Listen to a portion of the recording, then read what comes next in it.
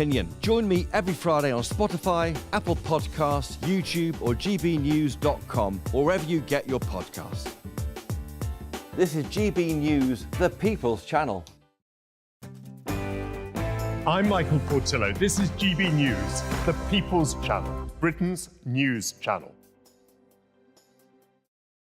Hi there, I'm Michelle Dewberry and I'm going to take a second to tell you all about my show, Dubes & Co. We start off with the issues of the day. We then bring in both sides of the arguments. We get rid of the disrespect. And then you throw me into the mix. And trust me, I'll tell it exactly how it is. And then, of course, the magic ingredient, you at home. We mix it all together and what have we got, in my opinion, the best debate show in town. Monday to Friday, 6 till 7 on GB News, Britain's news channel.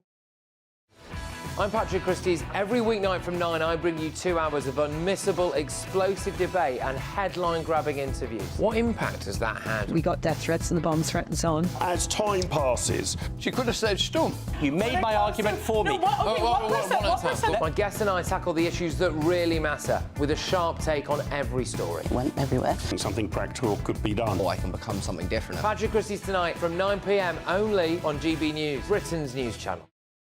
We're proud to be GB News, the People's Channel, and as you know, we always love to hear your views. Now, there's a new way of getting in touch with us at gbnews.com/yoursay. By commenting, you can be part of a live conversation and join our GB News community. You can even talk to me, Bev Turner, or any of the members of the GB News family.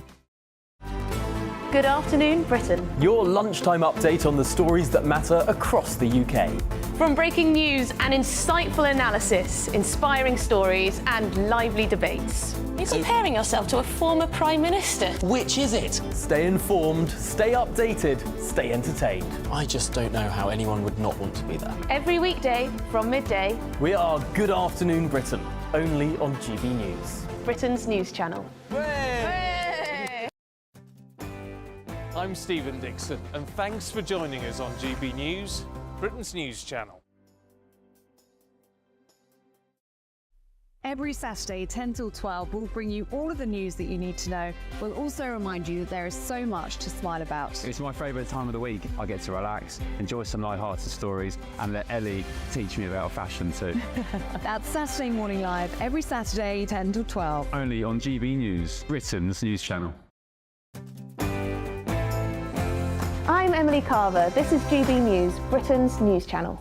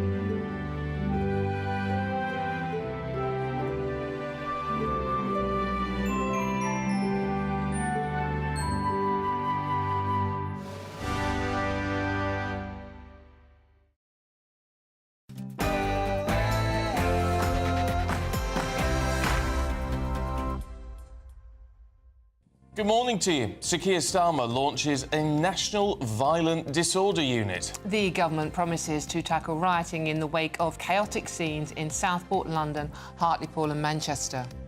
The community of Southport had to suffer twice. A gang of thugs got on trains and buses, went to a community that is not their own, a community grieving the most horrific tragedy. 3 young girls are dead, 2 discharged from hospital, 5 in a stable condition following that stabbing in Southport on Monday. That, says a judge, names a teenager charged over the murders as 17-year-old Axel Ruda-Cubana. Also today, the BBC crisis deepens. The broadcaster considers legal action to claim back some of its payments made to former newsreader Huw Edwards, as its top boss admits the corporation knew about his offences. Another factor at this point was a very significant duty of care considerations. I think it was right for us to say, look, we'll let the police do their business, and then, when charges happen, we will act. GPs vote to take industrial action for the first time in 60 years. We hear from a doctor. The Duke and Duchess of Sussex set to embark on the trip to Colombia, of all places, after Prince Harry said it was too dangerous to bring his wife to the UK. Elsewhere, one of Britain's most prolific serial killers, Levi Belfield, is blocked from having a civil partnership, but should murderers ever be granted this privilege?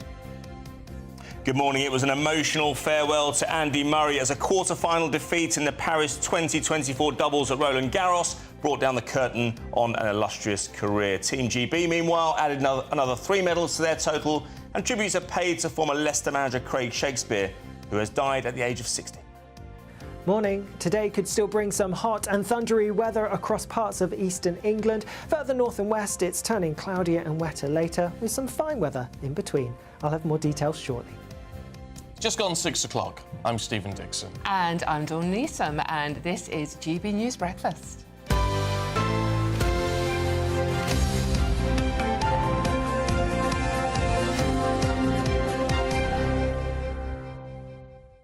How was the weather for you two yesterday? Lovely. Did you have any of these thunderstorms that everyone was on about? Yeah, I did. Oh, did you? Yeah, well, I was warned they would happen. Well, probably because I watched the weather forecast. Well, but yeah. no, I found them quite. It didn't do the job that I expect a thunderstorm to do. It didn't really do that. Yeah. I didn't think. But yeah, I was in a restaurant last night, and I was slowly pulling the window down. Pulling the window down because I was just waiting to go back to the car, and the car wasn't that far away, but I knew even over a short distance I'd get absolutely soaked. Oh right. So yeah, I did know about the weather. We had a light storm, but I'm actually married to a vampire because every time the sun comes out, it's a redhead, right? Okay. Every time the sun comes out, is in the shadows going, I can't go out in the sun, I'll burn to a crisp. And it's like, no, you won't. Put some sun cream on. So it makes it very difficult. We had we just had a little bit of rain, and that was it. Drops, I was quite looking forward to it. South London was horrendous for about an hour. Right. Between about 8 and 9, I would say. Yeah. I got to sleep though.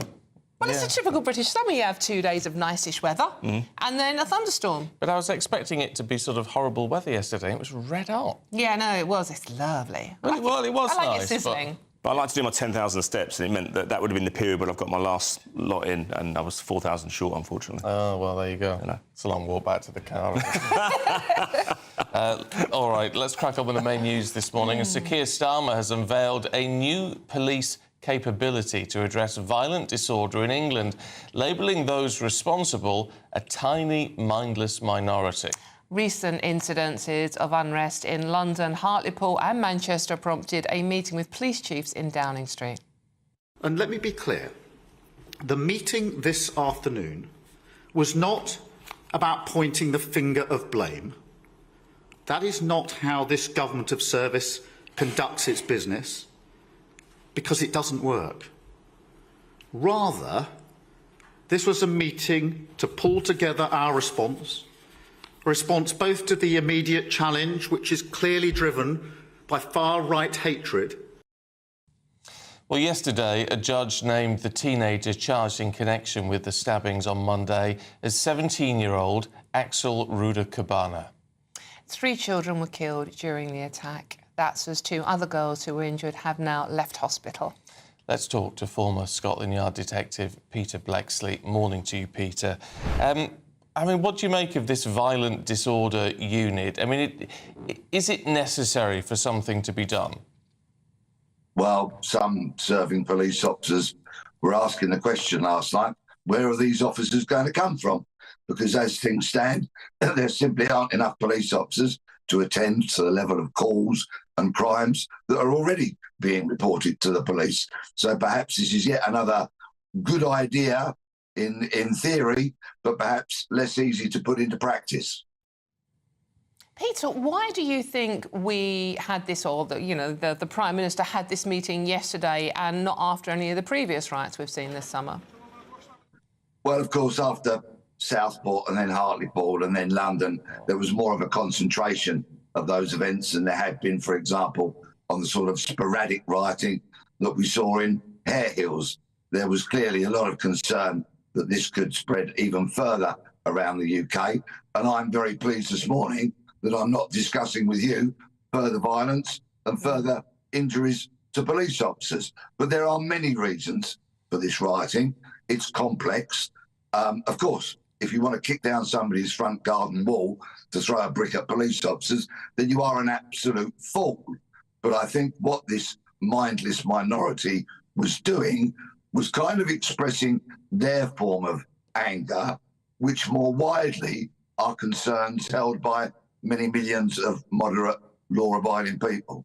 This is the problem, though, Peter. I don't want to drag you into the politics of it all particularly, but it's the idea that this has all been branded sort of far-right thugs, and you know, undoubtedly, people who are looting and burning police cars. I mean, obviously, that's totally unacceptable behaviour, but it doesn't address the sort of simmering tensions, which, as you say, a lot of moderate people have felt for a long time, which are now bubbling over. Absolutely. To harbour concerns about the rise of Islam in the UK, for example, does not make you Islamophobic. Far from it. Likewise, to harbour concerns about unfettered illegal immigration into the UK does not make you racist. And if you harbour concerns about both of those things, that does not automatically label you as being far right. But there seems to be a keenness on behalf of the establishment for anybody that questions the line that social cohesion is wonderful, we all live together joyously in a multicultural nation. Anybody that challenges that doctrine is automatically branded as far right, when for millions of people that is completely and utterly untrue. Peter, one of the accusations aimed at what has been going on recently is that we have two-tier policing in this country. What do you feel about that? Well, people have been saying to me, Peter, look at hair heels a couple of weeks ago, when dozens of police officers were seen to be running away from brown-faced people who were throwing bricks. Then compare that with London a couple of nights ago, when many older white people were being slammed into the road and the pavements by police officers in full public order kit, the crash helmets and the such like. Isn't that inconsistent policing? Well, of course, it's delivered by two different police services in two different parts of the country, so perhaps it's not surprising that there are inconsistencies, but people are questioning this, and the whole phrase two-tier policing is becoming woven into the everyday language that people use when they're discussing our police services. But is there some hope in what Keir Starmer announced that perhaps, you know, whatever's triggered it and how people feel about that, perhaps it will bring in a more equal level of policing, if you like? Possibly, and I always believe in hope. But to choose the rather more broader, and dare I say it as I tiptoe into the world of broader politics, unless there is an acceptance by the establishment that everything is not rosy in the garden, lots of law-abiding, moderate, very decent, hard-working people have concerns that this UK is not as integrated as people would have us believe that it is. And until there is an honest conversation about that, then integration is going to be less likely to happen than more likely to happen. And I think that's what people want. They want the truth, they want discourse, they want dialogue, and they want peace. OK. Peter, good to see you. Thank you very much indeed. Isn't it interesting that it's about, and it feels like very dangerous territory for us as broadcasters to even sort of dip your toe into. But actually, then there does need to be, as difficult as it may be, an honest conversation about these issues. Yes, I agree. And I think when the Mirror does headlines like this, I'll take on the far-right thugs. Well, I mean, as Peter's just said, there are many people in this country who share the concerns but disagree with the way this behaviour. You have to talk about these issues. If you try and ignore them and just brand everyone who feels a certain way as far right, you know, they have this phrase about engaging with the community. Engage with this far-right community, and I put that in inverted commas if you're listening on the radio, by the way. I just branding people like that is we need to talk about what's going on, what is the undercurrent here, and I don't feel that what happened yesterday will achieve that, unfortunately. No. But we live in hope. Always hope, Stephen. Try. Otherwise, what's the point? Now, the BBC is considering legal action, apparently, to claim back some of the payments made to former newsreader Huw Edwards. Director General Tim Davie admitted the corporation were made aware about the category of the newsreader's offences back in November. He also said they were looking at all options after the 62-year-old pled guilty to making to 3 counts of making indecent images of children. When someone is arrested, there's no charges. Also, another factor at this point was very significant duty of care considerations. I think it was right for us to say, look, we'll let the police do their business, and then, when charges happen, we will act. Edwards was the BBC's highest-paid newsreader before he resigned in April, earning more than £475,000 in the last year. Let's talk to former BBC producer David Keithley. Good to see you this morning, David. I mean, it raises a lot of questions, all of this, doesn't it, about how the BBC has handled this whole situation. It certainly does, and of course the BBC's got a lot of form on how bad form, should I say, and how the BBC handles controversial matters. The Princess Bashir and Princess Michael of Princess of Wales interview, going through to obviously more recently the Jimmy Savile affair, and so on. And I think what it underlines is that the problem is that the BBC on these matters is its own judge and jury. It doesn't have any independent input into its decision-making process when there are complaints about its actions. And all that means that what it tends to do is to, in the first instance, try to protect its own reputation rather than getting to the truth. And I would say it defies belief, really, that after, as Mr. Davie revealed last night in the interview he finally gave, that the BBC knew about that there were high category offences involved here, that they didn't take action earlier on. We don't know what they did. We don't know what they discussed. They say there were mental health problems, but what are Mr. Edwards' mental health problems? Is there a formal psychiatric report in the equation? Anything like that? We just don't know. And this is the problem. It's the BBC ruminating internally. This is a serious matter. One of their highest profile presenters was apparently committing very serious sexual abuse acts, and this, well, not just apparently, he's admitted it, this is something that the BBC should be looking to improve their decision-making capacity in, and I think they should be, when the next charter comes up, they should also be looking very seriously at independent input into the complaints procedure, so that the BBC is properly on its toes, as most public bodies are. David, there's a lot of anger from viewers and listeners at the moment. The BBC chose to continue paying Edwards. Bear in mind, this is taxpayers' money we're talking about here.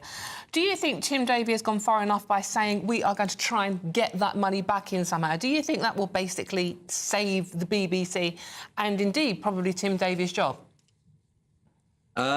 No, I don't really, because the point is, it's too little. It comes down to the phrase, it's too little, too late. Here we are.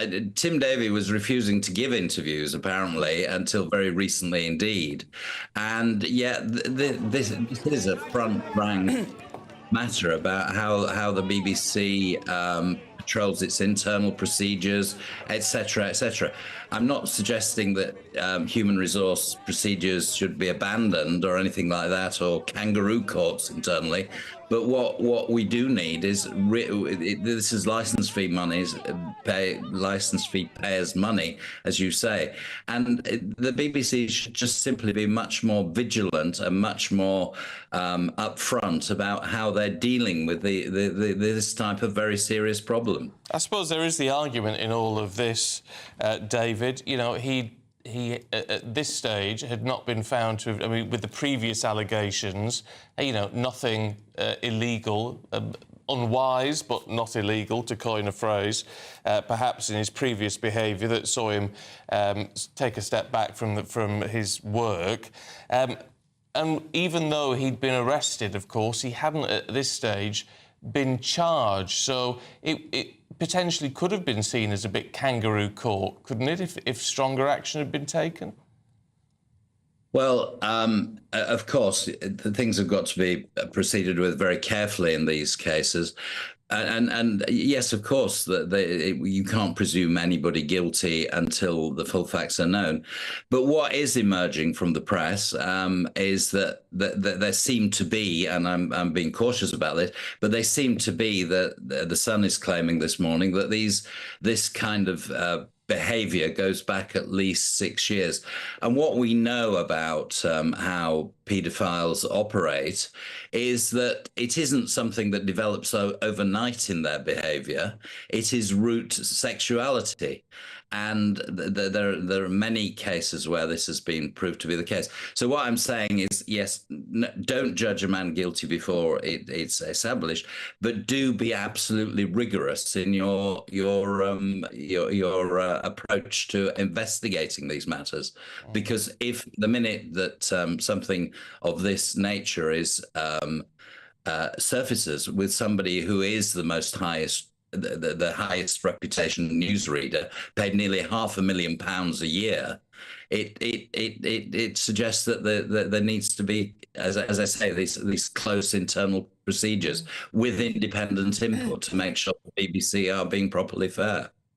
OK, David, it's really good to talk to you. Thanks very much indeed. It's just a mess. Isn't it just, Stephen? And, you know, the people I really feel sorry for, obviously the victims involved in this goes without saying, but the wife and children of Huw, I mean, it just must be horrific to see this all over the newspapers, and, you know, it's you just can't imagine, as I said. But the victims are the most important ones here. And evidently he was approaching young male staff members at the BBC, and it's just like, it all sounds horribly familiar, doesn't it? Yeah, it does, I'm afraid. It's just so shocking. Anyway, right, I was whinging about the weather early on because I quite fancied a big thunderstorm last night and didn't get one. So what's going to happen today? Here's Alex. A brighter outlook with Box Solar, sponsors of weather on GB News. Hello, very good morning to you. Here's your latest GB News weather forecast coming to you from the Met Office. For many, there will be a decent amount of sunshine for a time, because then we do have some cloudy, wet weather pushing its way in across parts of Scotland and Northern Ireland, and that is going to feed its way southeastwards as we go overnight. But for the time being, there are some heavy showers across parts of the east of England. These may ease for a time before more showers, which could turn thundery, develop as we go through this afternoon. It is still going to be hot in the east, temperatures peaking in the high 20s, possibly low 30s. Elsewhere, we're looking at high teens, low to mid 20s perhaps. As we go through this evening, it is going to be a fairly wet end to the day across many parts of Scotland. Outbreaks of rain feeding in from the west and some blustery winds here too. Across Northern Ireland, most of the rain will have started to clear by the time we get to around 5 or 6 o'clock, so some clearer, brighter skies developing later on. Meanwhile, down the western side of England and Wales, a bit grey, a bit cloudy to end the day, and there will be a little bit of rain around, but a sunnier picture as we go through this evening further east. That band of rain, though, does gradually make its way southeastwards as we go through this evening, overnight, and into the earlier hours of tomorrow morning. So as we start to wake up tomorrow morning, it is going to be quite cloudy across many parts of England and Wales, a bit of rain around, but as a result, temperatures not dropping a huge amount, but clearer, fresher air across parts of Scotland means it could be a bit of a chilly start here. As we go through tomorrow itself, yes, a bit of cloud across England and Wales to start off with, and there will be some outbreaks of rain. Some of the rain could turn heavy, possibly even persistent, especially across southern southeastern parts as we go through the afternoon. Across Scotland and Northern Ireland, watch out for some fairly frequent showers, but in between some decent bright sunny weather around, and for many a touch fresher than it has been recently. We're only looking at highs in the mid-20s Celsius. Into Sunday, and quite a cloudy picture towards northwestern parts, some rain pushing its way in. Elsewhere, mostly dry, bright at times. That warm feeling inside from Boxed Boilers, sponsors of weather on GB News. Right, OK. Family doctors in England have voted overwhelmingly in favour of taking collective action for the first time in 60 years. Now, that means GPs will be able to pick and choose from a menu of actions set out by the British Medical Association. Lucky them. Yeah, GPs could also elect to stop performing work they are not formally contracted to do. Let's talk to the former CEO of the Royal College of Nursing, Dr Peter Carter. Good to see you this morning, Peter. What do we make of this? I mean, heck, they're not going to get a lot of public sympathy because most of us can't get an appointment when we need one anyway. True. Well, this is a tragic state of affairs all round, and it's a matter of huge regret that we're in this very difficult situation. Now, what I would urge is that the BMA and the government get together and try to navigate their way through this situation, because it's only going to lead to more harm. Now, GPs will say, and I have a lot of sympathy for them, they're under huge pressure. There's massive strain in the system, and this problem, the gestation of this, has been going on for many years. Now, I'm not being political on this, but you've got a new government, only a few weeks in.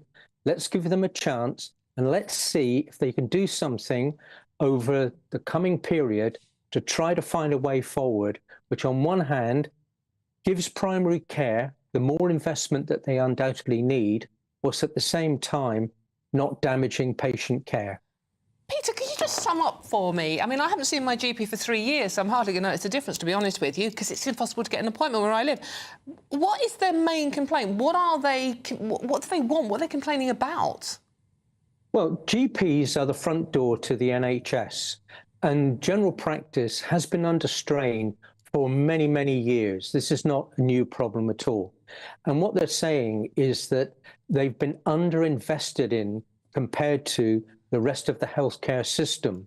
And what they want is more investment in order to not only get more GPs in, but you also need the whole association of other members of staff, such as practice nurses and allied health professions, in order to ameliorate the strain and the pressure that are on the current services. And what they're saying is that they've just run out of patients. Now, I do understand that, but with a government that's only been in post, what, about a month, I do think it would be wise to say, OK, this is our fallback position. Let's get together and let's see if we can negotiate something so that we get a long-term plan to get this investment in. Because one of the things that we just keep talking about is that the pressure on the NHS, so much of it is because of lifestyle-induced illnesses and conditions. And what we've got to do is we've got to get upstream to stop people becoming ill in the first place. And general practice is at the forefront of helping people with their lifestyle to stop these illnesses developing. Now, the problem is, if people stop coming, if GPs say, look, we're going to cap the number of patients we're going to see, then there's a number of consequences to that. First is more and more people will start going to A&E departments, and A&E departments over the country are already overwhelmed. And you see long waits, you see ambulances stacking up. So it's going to make a bad situation even worse. Or the other consequence is that someone's got a lump or a bump, or they think something's wrong, and they decide not to go to their GP, and they end up not getting assessed.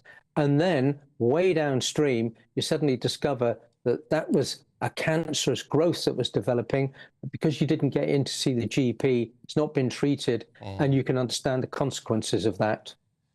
Yeah, sadly you can. Peter Carter, good to see you this morning. Thanks very much indeed. I'd love your thoughts on that, gbnews.com/you'll say.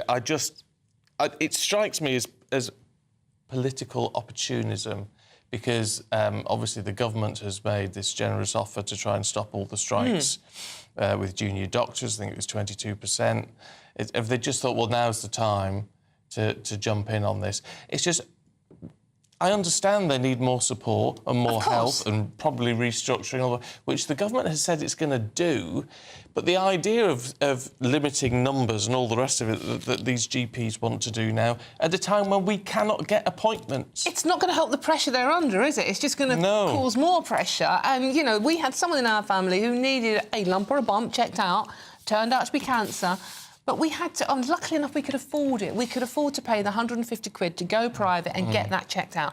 Otherwise, that person would be an even bigger burden on the NHS and possibly not even with us now. I'm sorry, a lot of you are probably feeling very angry about this, especially the Daily Mail has put it this way. You know, some GPs, only some, earn up to £700,000, and that's according to NHS data. 700,000? According to NHS data. I know the sort of average salary is about 100,000, something like that, which is a lot of money. Anyway, if you've got thoughts on that, let us know. Just to say, gbnews.com/yoursay. OK, should we cheer people up? Oh, I think we better. Let's try. OK, well, there's still plenty of time to enjoy a massive win this summer with your chance to win £30,000 in tax-free cash. You really could be our next big winner, and it's really simple. Here's exactly how you do it. Celebrate a spectacular summer with your chance to win an incredible £30,000 in tax-free cash in our Great British Giveaway. It's the biggest prize of the year so far, and it's totally tax-free. What would you spend that on? Luxury holidays, a new car, or just put it away for a rainy day? Whatever you do with £30,000 in tax-free cash, make sure you don't miss out on a chance to make it yours. For another chance to win £30,000 in tax-free cash, text cash to 63232. Text costs £2 plus one standard network rate message. You can enter online at gbnews.com/win. Entries cost £2, or post your name and number to GB07 PO Box 8690 Derby DE1 9TT. UK only. Entrance must be 18 or over. Lines close at 5 p.m. on the 30th of August. Please check the closing time if listening or watching on demand. Good luck. Yes, best of luck to you on that one. Now, don't go anywhere, because coming up, we're looking at the latest Olympic news with Abel.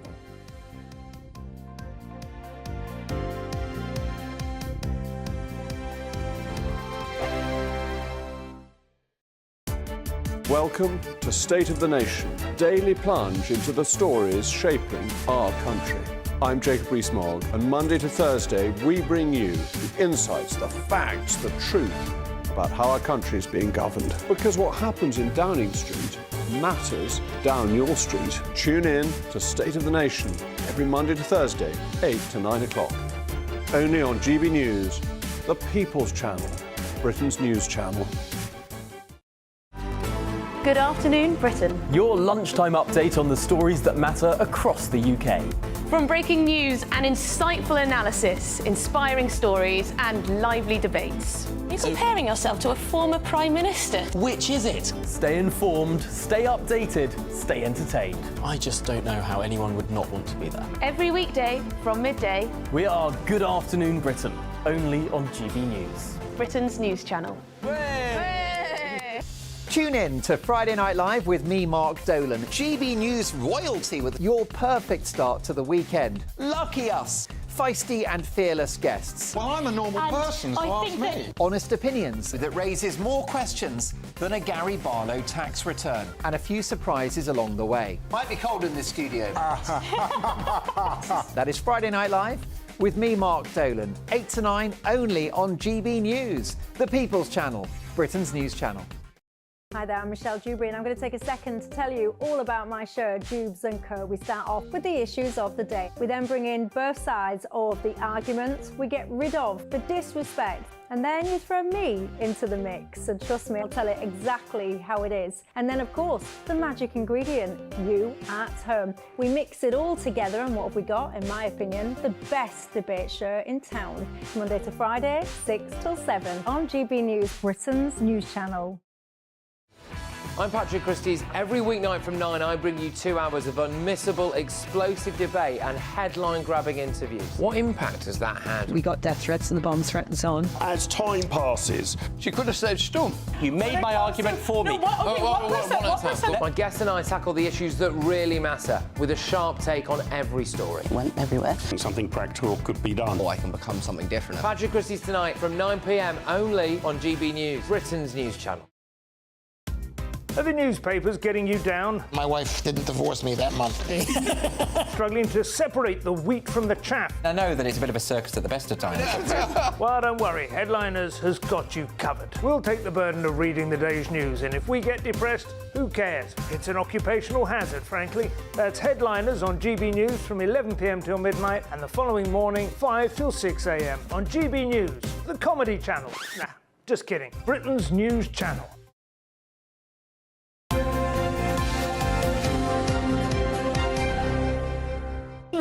It's 6:31. Good morning to you. Time to catch up with all the sport with Aidan.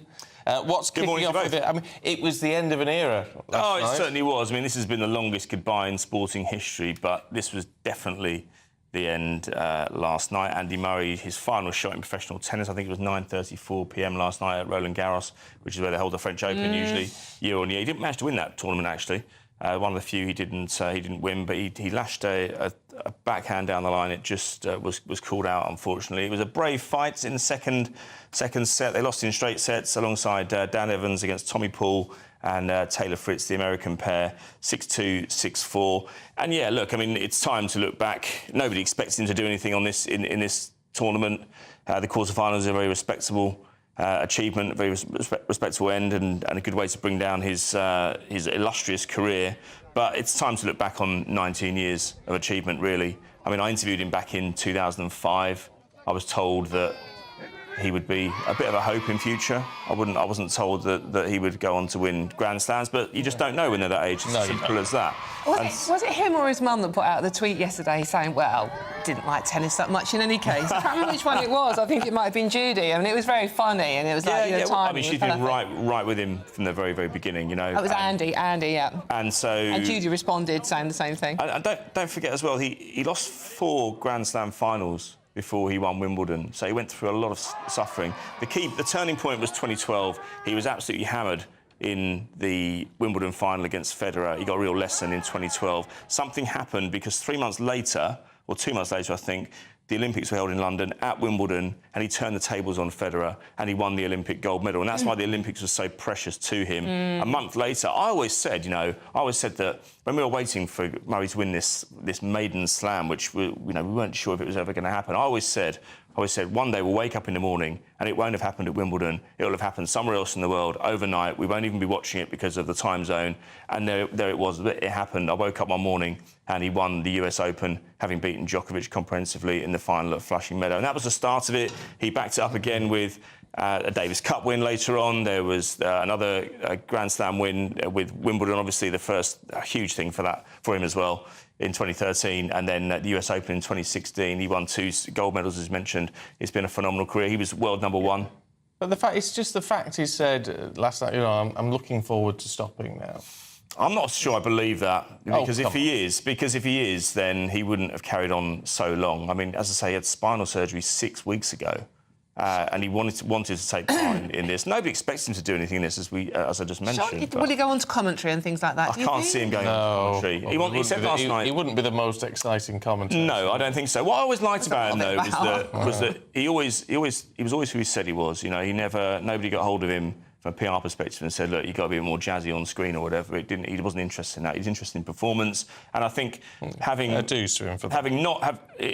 the early part of his career, not everybody kind of warmed to him, but I think people accepted him for who he was at the end of his career. And you have to look back and say, that was one hell of a career. Can we talk about Simone Biles? Yeah, why not? Yeah. Oh, she is stunning. She is such a brilliant gymnast. Well, that's 6 gold medals now, which is absolutely astonishing in itself. There's no reason she can't go on and do more. And I tell you what I really loved was when she got hold of her necklace at the end. Yeah. Which just has a picture of a goat, which for the uninitiated tends to mean in sport, GOAT, greatest of all time. Yeah. And I don't think we can dispute that.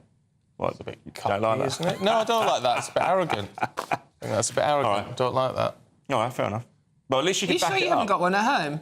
No, I don't. Honestly, that's... Are you quite sure? That sort of thing, it really turns me off, come on. actually. I watched a clip of her yesterday performing when she was 13 years old. I mean, it's an incredible career. I mean... Yeah. Incredible career, but still, I'm the greatest of all time. Well, we think it was a goat anyway. It might have been a different animal. Might have been a sheep or something. I mean, who knows? She might just like sheep. I mean, Success in the water as well for Team GB yesterday. Helen Grover's quartet took silver, having just been pipped by it to the gold. And in the double sculls as well, Matilda Hodgkins-Byrne and Rebecca Wild took bronze just ahead of the Netherlands, also in the water. That was in the doubles. Can we talk about Craig Shakespeare? Yeah. He died at 60. Yeah, this is very sad. He started undergoing cancer surgery back in October 2023. Now, I remember Craig back when he was a player in the late 80s, playing for Walsall, Grimsby, West Brom, Sheffield Wednesday. Didn't quite make it as a top-level midfield player, but he really came into his own, Stephen, many years later as a coach. And he was part of that fairy tale at Leicester City in 2015-16 as number 2 to Claudio Ranieri, having been at the club for a few years before that and really overseen the development. And Jamie Vardy, for example, I mean, somebody had just plucked from non-league and made him into an England star. He was also involved in the England squad as well, in training under Sam Allardyce's brief reign in charge. Loved by everybody at the club. And I always used to joke about it. Whenever I used to see him, because his name was Shakespeare, I said, "Oh, you're always good for a quote, so, Craig." Oh, that's terrible. He loved you. Yeah, no, he did. Oh, God, it's not that Aiden again. But no, he was caretaker. He was also, when Ranieri was sacked in February of 2017, just a few months after winning the Premier League title. And let's not forget, it doesn't get enough credit what they did. That was a team who had been in the Premier League for 2 years, hadn't spent a great deal of money, and they went and won the Premier League by 10 points. It was absolutely extraordinary. And the following season, he took them all the way to the Champions League quarter-finals as well. So this is extremely sad. 60 years no age. He was very good to me during lockdown. He was managing Watford at the time, and he was available for interview at short notice when we were really struggling for content at times, as we all were. And is it the Athletics starting today? Yes, the Athletics is underway today, but I mean, there's Keely Hodgkinson's in action as well, Jack Lauer as well in the synchro diving. Rory McIlroy, for those who are interested in Ireland, he's just 2 shots. Stephen said he wasn't yesterday, but he's only 2 shots off a medal. So we'll see how he does today. He's gone well. And I just wondered whether, in his case, as we've discussed many times, it might be the psychological element. I wonder if outside of the majors, he can seal the deal. Golf is one of those sports I'm never quite sure it should be in the Olympics. Oh, there's lots of them. I know there's lots, but... I don't know, but are we just guilty of just seeing our best memories of the Olympics going back years are from the athletics? Do we just see it as an athletics event, a track and field event? I don't know. Swimming. It's meant to be all sports, isn't it? Yeah, I suppose it is. It is, but it's. I suppose it's all sports we don't necessarily see a lot of. You see, in golf, all the top players turn up. You can't say that about football. Unlike football, you can't say that about the rugby, Yeah. even the tennis to a degree as well. Whereas the golfers take it seriously, and if they all turn up, then why wouldn't we take it seriously? Yeah. Well, fair point. You make a good point. Aidan. Thanks very much. Yeah, it's about time. Yes. It's in his contract. He has to make one every programme. Just one. I was told it was one a year. That's a lot. One a year, yeah. All right, Aidan, we'll see you a little bit later on. Thank you very much indeed.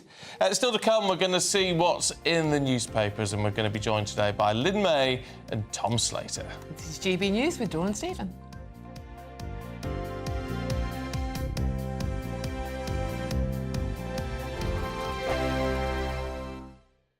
This is GB News, Britain's news channel.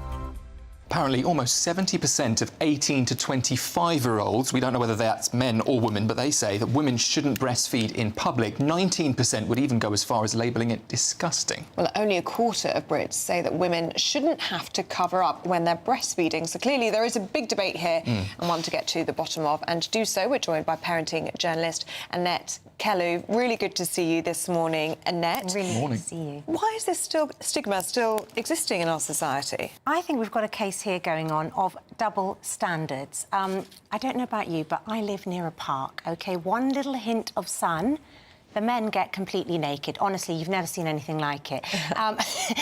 The bodies are out, all different shapes and sizes. So why is it not OK for a woman to feed her baby? You know, we've got this whole thing. They're OK to be naked doing what they want. Why can't a woman just feed her baby? Why is it shameful in 2024? And it's interesting what you say about the 18 to 25-year-olds, because I really want to know, are they men or women? Because I feel like they'd be men. I was going to say, have you got a hunch? Have you got a suspicion? Yes, I have. And I think as well, they're thinking of them as sexy time, you know? And I feel like they're not... Well, maybe that's because they're bombarded with images and they see things like that they're seeing it in that context. But it's really not. It's feeding the baby. It's simple. Shouldn't be shameful. But do you think for men it's like they can't see the difference? There's so much porn in society, isn't there, that breasts are sexualised and seen as this sexual object and not actually for their main primary purpose, which is actually feeding a child. Immediate association. Yeah, Yeah, they can't. And you can't see that they could have two functions. Absolutely. And to them as well, I feel like they see it, and on the other side of it, they think like, ooh, mummy, and that brings up weird feelings for them, maybe. GB News, the People's Channel. The latest GB News travel. Good morning, I'm Russell Holding. On the M80 in Stirling, the northbound exit at junction 9 at Bannockburn remains closed for emergency repairs. In East Yorkshire, the A164 is closed each way between the Skidby roundabout and Jocks Lodge at Bentley for an investigation. Trains have been stopped between Lichfield, Trent Valley and Birmingham New Street because of overrunning engineering works. In Oxfordshire, the A361 is closed in both directions north of Lechlade because of a gas leak. In Berkshire, the A327 is partly blocked along Whitley Street in Reading where they're dealing with a fire. In Essex on the A13, the westbound exit to the M25 is partly blocked by a breakdown causing queues from the Grays turnoff. And in Dorset, the A338 is closed off the Cooperdene roundabout in Bournemouth for an investigation. That's the latest.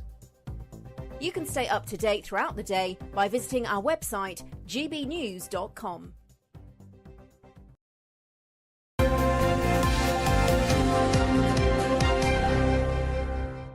6:42, good morning. Let's have a look at some of the newspapers for you today. And the Mail leads with doctors deciding to take industrial action that could mean, for all of us, if you want to see your GP, far fewer appointments. Good luck out there. The Guardian reports on police being urged to increase patrols outside mosque and asylum seeker accommodations. The Mirror has Sir Keir Starmer's plans to clamp down on violence in the wake of the Southport stabbings. Meanwhile, The Times reports on the prisoner swap between Russia and the West. And The Telegraph leads with the Prime Minister blaming the far right for violent protests that have broken out since Monday. Well, joining us to go through these amazing papers is editor of Spike, Tom Slater, and political commentator Lynn May. Thank you very much for coming in. And both looking absolutely stunning, in particular, Lynn May. Gorgeous outfit. Just saying, Stephen. I agree. I just said you look like R2-D2, which is a compliment. I didn't even know who that was, but it's a robot for those of you who don't know. Yeah, and he's a geek, so it's a compliment. It really was a compliment. I don't know why everyone's so offended.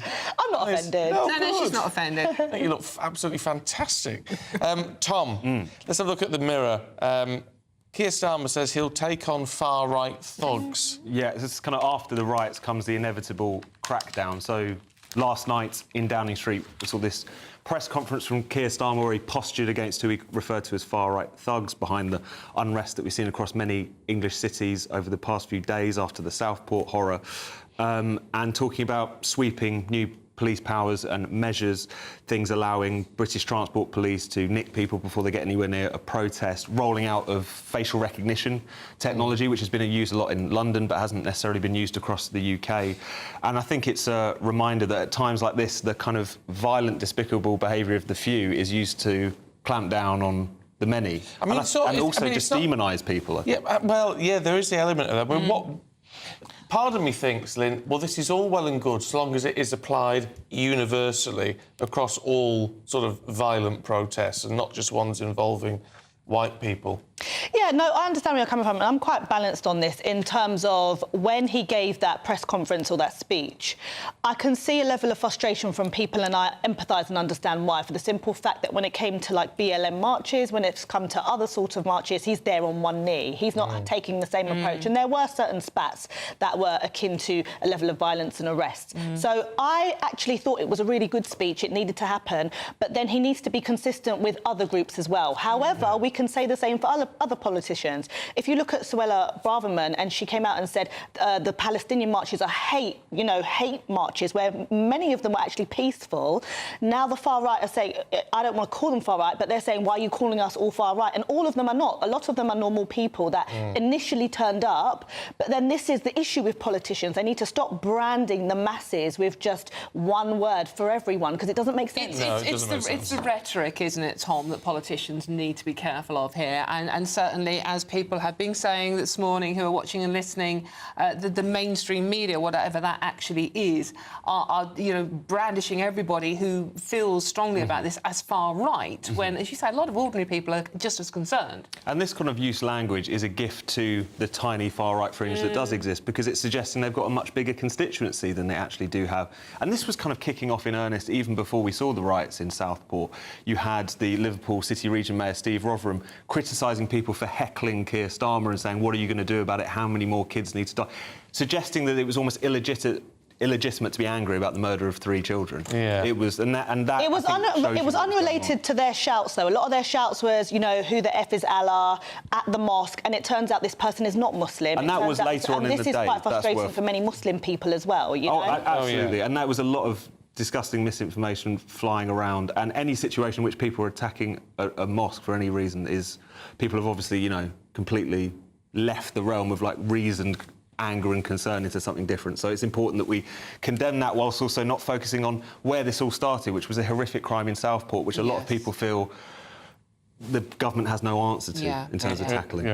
Well, he's been arrested, and questioned, and his name's been released. I think, to be honest with you, the police have done a fantastic job with dealing with it in the way that the justice system is supposed to at the moment. But it's almost unrelated from this incident, isn't it? It's the idea that there is this, and has been this, simmering frustration for a long time, and this has been the sort of safety valve that's popped everything. And I think it connects various things, because whilst this wasn't an act of Islamist terrorism, as was previously, that misinformation previously suggested, I think it links with a lot of things where there's all kinds of kind of violent crimes, violent atrocities, whether you're talking about knife crime, whether you're talking about Islamism, grooming gangs, whatever, where if it's a quite sensitive issue, politicians don't want to deal with it, they don't want to intervene, they don't want to talk about it. And I think it's touched a nerve across a whole range of issues, and that's why you're seeing a lot of anger. And let's just bear in mind, of course, with this, just to make it absolutely clear, that this individual who's 17, who has been named now by police, has been charged with murder and attempted murder,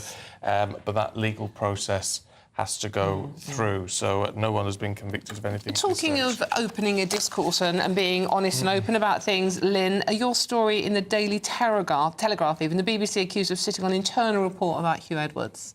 Well, yeah, it's difficult for people to accept or even believe the BBC, who are coming out and suggesting, they were unaware of anything. There's been multiple whistleblowers that have said, maybe not related to what he now has admitted, which is an extremely heinous crime of child pornography. Some say as young as 7 years old, some of these images, And the frustrating thing is he was still paid vast amounts of money, and the difficulty for me is, if you didn't know, how can you not know when Alex Williams came out pretty early, the person who sent these images to Huw Edwards, if you knew about him and you knew that he had sent the images, how can you not know about Huw Edwards? So I think a lot of people... Well, yeah, but who knew about that connection between the two? Well, he was only convicted. I mean, this fellow that sent the images was only convicted a short time ago. He was convicted a short time ago. However, when you are arrested for crimes of this nature, your phones are often seized, they're often looked at, and the CPS will only charge you if they have enough evidence to be able to do that. So even though he was convicted recently, they were aware of the evidence of him sending those images quite some time ago to Huw Edwards. So if... Well, the BBC may not have been aware of that. Well, when it comes to they were. I mean, this is where we have got to be very careful. I mean, they were aware that Huw was arrested in November. That's when they found out. Yeah. So that's. But they may not have known who the person was who said. I mean, I don't know how much information the BBC had. We've not got to assume that, have we?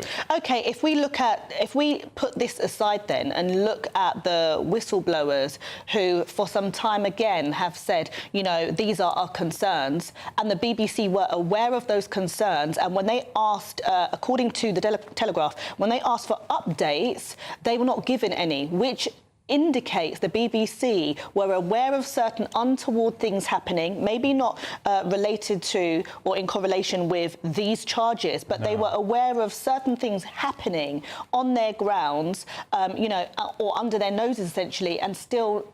Well, Newsnight was... I mean, this is where it gets... Newsnight was investigating him. And what happened? Not into child things, but into making contact with young members of staff at the BBC. Inappropriate behaviour. I think it's different when it's the BBC as well, because we all have to pay This is the a licence. It's not just a private, independent company. We have to pay this, and when these things happen, you know, to think that my money went towards when they may have known something massively awful was happening, why should we have to pay this licence when things like this are happening? And there's this strange kind of response now, which is we didn't know this, you know, in the kind of public media discussion. Of course, we didn't know the severity of these crimes now admitted to. But even the original set of allegations should have raised a lot of eyebrows. I mean, the idea that you've got an individual allegedly, as the First Sun expose claimed, using his taxpayer-funded wealth to give tens of £1,000s to a crack-addicted 17-year-old in exchange for explicit pictures. The idea that there's no there, that there's no public interest concern, that it shouldn't be reported about is ridiculous. But there was a lot of pressure put on the BBC not even to look into it. These latest crimes are completely unrelated to the Sun's allegations. This is what people should be taken to the streets for. I mean, well, that's a... Well, I mean, I get what you're saying, but that's... Child images. Yeah, but... Yes, but if we start rioting over everything, the country's going to fall apart. That's what we have a legal system for, which in this case has been pursued and is pled guilty. And so was the riots in Southport. Yeah. You know, we can say that to everything. If people are going to say save our kids, they need to be consistent with what they're protesting and rioting for, not when it suits them. When Lucy Letby did what she did, I didn't see any riots, did you? No, but we should. Well, no, but we don't want riots. So people can protest. Nothing wrong with peaceful protest. Rioting is a different matter. It's a no-no, of course. That's what I tell you what. I mean, with all of this, I mean, I'm not concerned about the fact they kept paying him in a way because he wasn't charged with anything. I can understand that position, as uncomfortable as it is. What worries me is that during that time he was given a £40,000 pay rise. Now that I can't get my head around. Yeah. Do you think, Tom, that what Tim Davie has said is that we are trying to get some of that money back will help save Tim Davie and the BBC's reputation? I think it's too far gone now. I think this is, you know, for all the rights and wrongs of this, it's still another story in which there has been a predator under the kind of BBC's watch and a perceived failing in terms of being transparent, dealing with it effectively. And, you know, regardless of the details, that is the impression that's going to be left. And it's going to be very difficult for him to, just by suggesting we're going to try and claw back this money, how? Yeah. There was enough for gross misconduct, I believe. Again, the charges aside, there was enough for gross misconduct. And when you, especially in a public body like the BBC, where we pay for it, there was enough to be able to say, we cannot continue paying you, or you cannot continue to be in situ for the BBC. Yeah. Should we finish on a sweet story? Oh, go on. Quite literally. Tom, this is yours, quickly, because we haven't got much time, but Creme Eggs, what's happening here? So it's a gentleman in the south of England who's been arrested for stealing about £4,000 worth of Cadbury's Creme Eggs. It's part of a general crime spree. It wasn't just Creme Eggs he was going after, I should say, all kinds of confectionery and other goods. But, I mean, I don't imagine it's got a lot of high street value, stolen Creme Eggs, but apparently it was something that he was particularly... What shocks me is it's with 800 Creme Eggs he stole with a value of 3,400. Who knew they were that expensive? Exactly. Inflation. I thought you'd get a lot more Creme Eggs for £3.5 grand. And they're getting smaller as well, smaller. I was just going to say that. Yeah, they are. He's obviously got a habit as well, isn't he? It's probably for his own consumption. Getting high on his own supply. Love a Creme Egg. Oh, I don't know, a bit sickly for me. How do you eat yours? In one go. No. Pop it in, let it dissolve. Perfect. Anyway, look, on that note, good to see you both. We'll see you a little bit later on. Time for the weather with Alex. A brighter outlook with Box Solar. sponsors of weather on GB News. Hello, very good morning to you. Here's your latest GB News weather forecast coming to you from the Met Office. For many, there will be a decent amount of sunshine for a time, because then we do have some cloudy, wet weather pushing its way in across parts of Scotland and Northern Ireland, and that is going to feed its way southeastwards as we go overnight. But for the time being, there are some heavy showers across parts of the east of England. These may ease for a time before more showers, which could turn thundery, develop as we go through this afternoon. It is still going to be hot in the east, temperatures peaking in the high 20s, possibly low 30s. Elsewhere, we're looking at high teens, low to mid 20s perhaps. As we go through this evening, it is going to be a fairly wet end to the day across many parts of Scotland. Outbreaks of rain feeding in from the west and some blustery winds here too. Across Northern Ireland, most of the rain will have started to clear by the time we get to around 5 or 6 o'clock, so some clearer, brighter skies developing later on. Meanwhile, down the western side of England and Wales, a bit grey, a bit cloudy to end the day, and there will be a little bit of rain around, but a sunnier picture as we go through this evening further east. That band of rain, though, does gradually make its way southeastwards as we go through this evening, overnight, and into the earlier hours of tomorrow morning. So as we start to wake up tomorrow morning, it is going to be quite cloudy across many parts of England and Wales, a bit of rain around, but as a result, temperatures not dropping a huge amount, but clearer, fresher air across parts of Scotland means it could be a bit of a chilly start here. As we go through tomorrow itself, yes, a bit of cloud across England and Wales to start off with, and there will be some outbreaks of rain. Some of the rain could turn heavy, possibly even persistent, especially across southern southeastern parts as we go through the afternoon. Across Scotland and Northern Ireland, watch out for some fairly frequent showers, but in between, some decent, bright, sunny weather around, and for many, a touch fresher than it has been recently. We're only looking at highs in the mid-20s Celsius. Into Sunday, and quite a cloudy picture towards northwestern parts, some rain pushing its way in. Elsewhere, mostly dry, bright at times. That warm feeling inside from Boxed Boilers, sponsors of weather on GB News.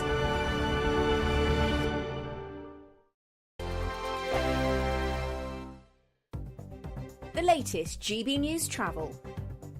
Good morning, I'm Russell Holding. On the M80 in Stirling, the northbound exit at junction 9 at Bannockburn remains closed for emergency repairs. In East Yorkshire, the A164 remains closed each way between the Skibby roundabout and Jocks Lodge at Bentley for an investigation. In Nottinghamshire, Rosemary Street in Mansfield is closed off the A60 Portland Street for an investigation. In Oxfordshire, the A361 is closed in both directions north of Lechlade after a gas leak. In Berkshire, the A327 is closed southbound along Whitley Street in Reading, relating to the fire. In Essex, on the A13, the westbound exit to the M25 is partly blocked by a breakdown with queues towards there from the Grays turn-off. And in Dorset, the A338 is closed in both directions off the Cooperdene roundabout in Bournemouth for an investigation. And that's the latest. You can stay up to date throughout the day by visiting our website, gbnews.com.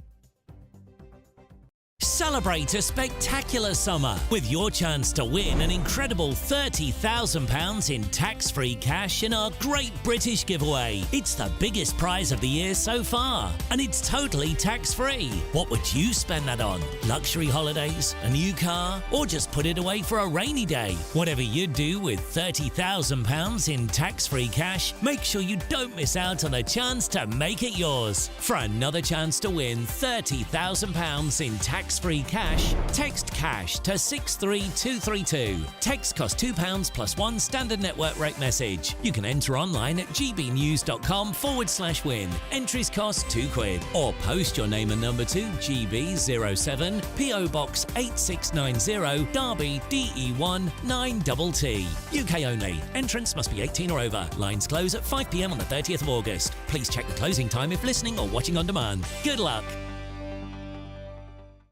We're proud to be GB News, the People's Channel, and as you know, we always love to hear your views. Now, there's a new way of getting in touch with us at gbnews.com/your-say. By commenting, you can be part of a live conversation and join our GB News community. You can even talk to me, Bev Turner, or any of the members of the GB News family.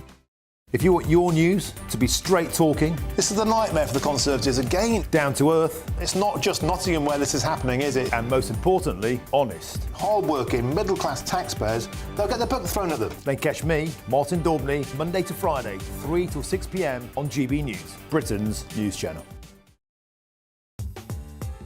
I'm Christopher Hope. From pop stars to politicians, I'll interview anybody in a pub who's got a political opinion. Join me every Friday on Spotify, Apple Podcasts, YouTube or gbnews.com, or wherever you get your podcasts. This is GB News, the People's Channel.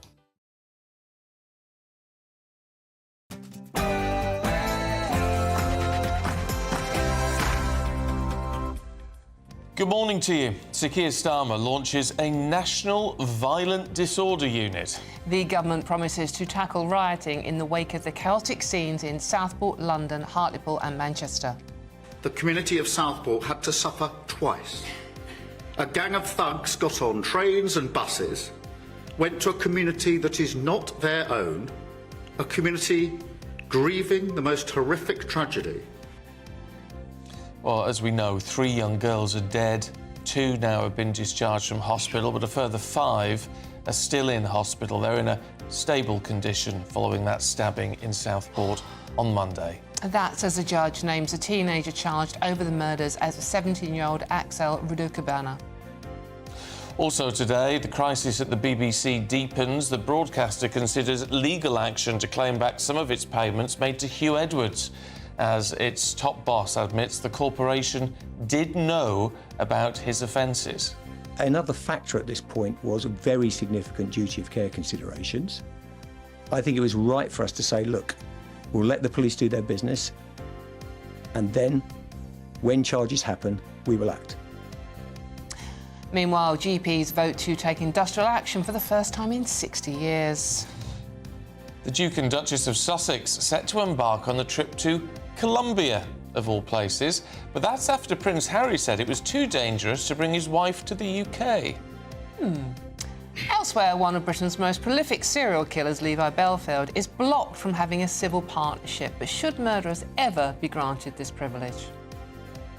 Good morning. The IOC have been told, hang your head in shame by fight legend Barry McGuigan, as after a boxer who failed a gender test forced her opponent to throw in the towel at the Olympics after just 46 seconds. Italian Angela Carini said she withdrew in fear of her life. We'll be reflecting later in this hour. Morning. Today could still bring some hot and thundery weather across parts of eastern England. Further north and west, it's turning cloudier and wetter later, with some fine weather in between. I'll have more details shortly. Just gone 7 o'clock. I'm Stephen Dixon. And I'm Dawn Neeson, and this is GB News Breakfast.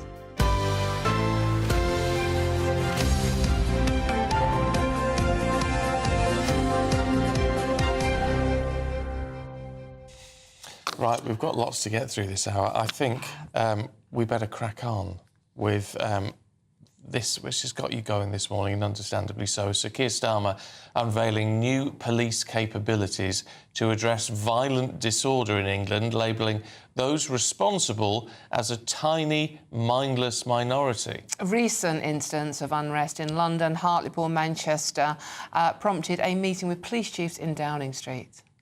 And let me be clear. The meeting this afternoon was not about pointing the finger of blame. That is not how this government of service conducts its business, because it doesn't work.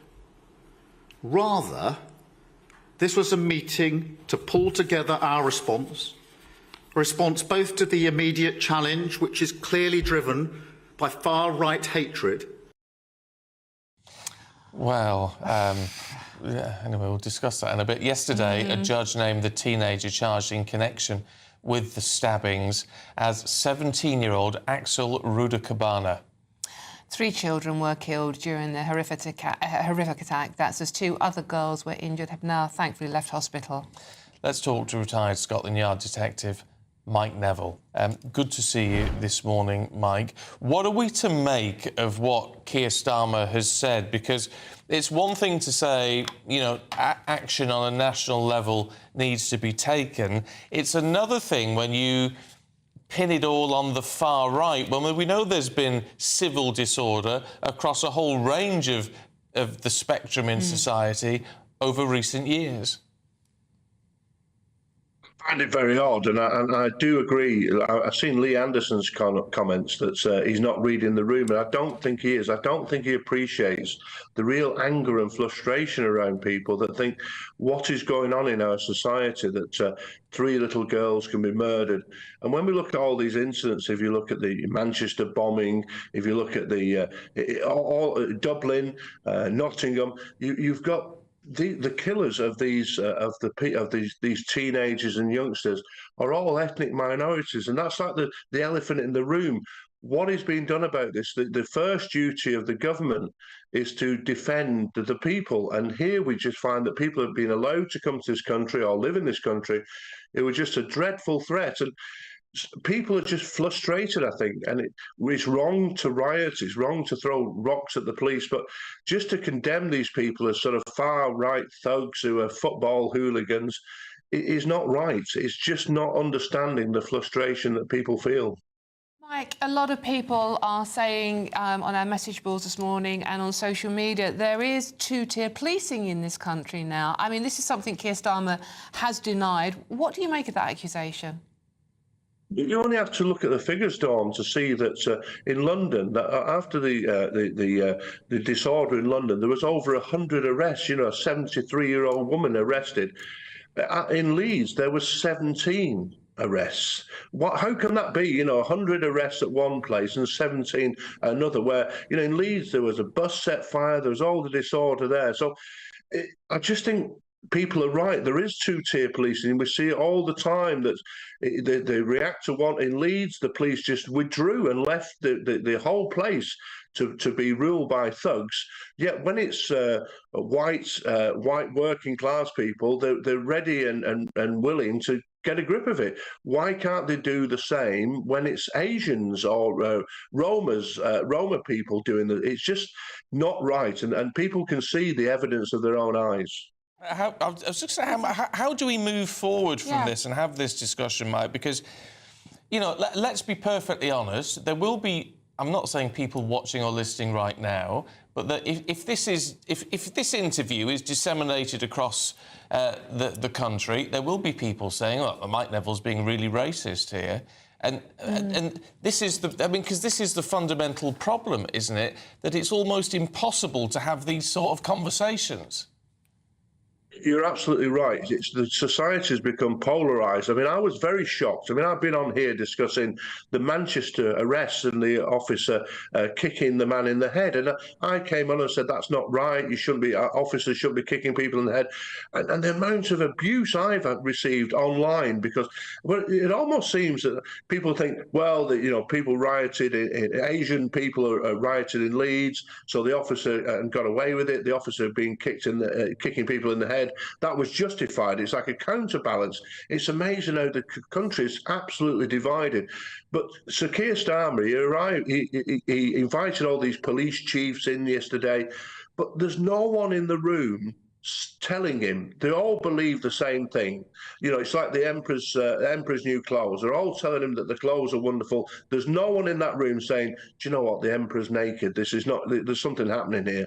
And I just feel that people are just so angry. They look around, they see what's happening and are asking, what are the government going to do to protect me? And all they hear is the same old rhetoric, far right thugs, blah, blah, blah. And it's just not on. Mike, every time we see these incidents, the police, the local police, or whatever force it is, always says we are opening a discourse with the community. This seems to be the one area there isn't any discourse with that community. That's right. You know, they'll bring in these community leaders if it's an Asian or black incident. When it comes to the white working class, they're absolutely ignored. People from that background, I'm from that background. I'm from a council house in Bolton. They don't want to hear what they want to say. They just impose the values that they have on them. And as I've said before, it isn't right that people attack the police, burn things. But at some point, this is like an enormous boil that's growing and growing and growing. The establishment have to listen because they're not listening at all, and people are just angry that how could this This crime in Southport is possibly the most wicked crime I've ever heard about. 3 young girls brutally murdered when they're just at a dancing class. And they're asking, who is this person who's done it? And they're told it's somebody from Cardiff. It's like in 2016, we're told that a murderer was a Norwegian mentally ill patient. No, he was from Somalia. Be honest, but they're never honest. They just twist the truth. OK, Mike, appreciate your time. Thanks very much indeed. It's a hugely difficult subject, actually. It's one that's so important to talk about, Stephen, because all the time you ignore it, you're just going to get more of this. Yeah. And I feel dreadfully sorry for the actual men and women on the beat who are being attacked on all sides. I mean, you know, not one particular group rioting. I mean, there's riots from lots of different people in the communities, and it's like... they're trying to do their jobs. Why are we taking out on ordinary coppers? Oh, yeah. No, absolutely. But also then it's this discussion because what it can lead to is a misunderstanding. I mean, this young man was born and bred in Cardiff. So he's British, isn't he? Yes, of course. So we've... There was a lot of misinformation put out there, as is always the way. So you've got to be careful that there are plenty of black and Asian Brits who've been here for generations, and we can't then suddenly start saying, "Well, you're not British enough," or whatever. No. So it's a really difficult conversation, but it still needs to be had because I think it's relevant to say that there are a lot of, I mean, particularly working class white people who feel ignored by society, and if they say anything, they're branded as far right. Yeah, far right. Football thugs. The demonisation of football fans is starting to annoy me as well, as a football fan who travels to away games and is treated fairly appallingly, but it has to be said, by the police. So it's a conversation that needs to be had, as uncomfortable as it is, and let's hope the government gets to grips with that and starts having that conversation. Right, shall we look at the BBC? Yes. Apparently, it's considering some sort of legal action to claim back some of the payments made to Huw Edwards. Director General Tim Davie admitted the corporation were made aware about the category of the newsreader's offences back in November. He also said they were looking at all the options. This all comes, of course, after Mr Edwards pleaded guilty to 3 counts of making indecent images of children. When someone is arrested, there's no charges. Also, another factor at this point was a very significant duty of care considerations. I think it was right for us to say, look, we'll let the police do their business, and then, when charges happen, we will act. Edwards was the BBC's highest-paid newsreader before he resigned in April, earning more than £475,000 in the last year. Let's talk to former newspaper editor Neil Wallace. Good to see you this morning, Neil. I mean, this is a total mess, actually, isn't it? And I've got to be honest, I don't think there's any clear answers to any of it. I think the answer that will transpire is that Mr Davie will have to resign. I don't believe for a minute the position he tried to set out yesterday is in any way tenable. None of it makes sense. They basically just sat back and hoped essentially it would go away. And what you're seeing here is the classic, we know better than you from the BBC, we are better than you by the BBC. They want to control this, and frankly, they have. So according to Davie, they knew back in November that he had been charged about illegal child abuse pictures of the most serious category. He admits they knew that. Did they actually ask him, are you guilty of this? What's the answer to that? What was he going to say? And if he prevaricated or lied, then they could have taken action then. They should have put him on the spot.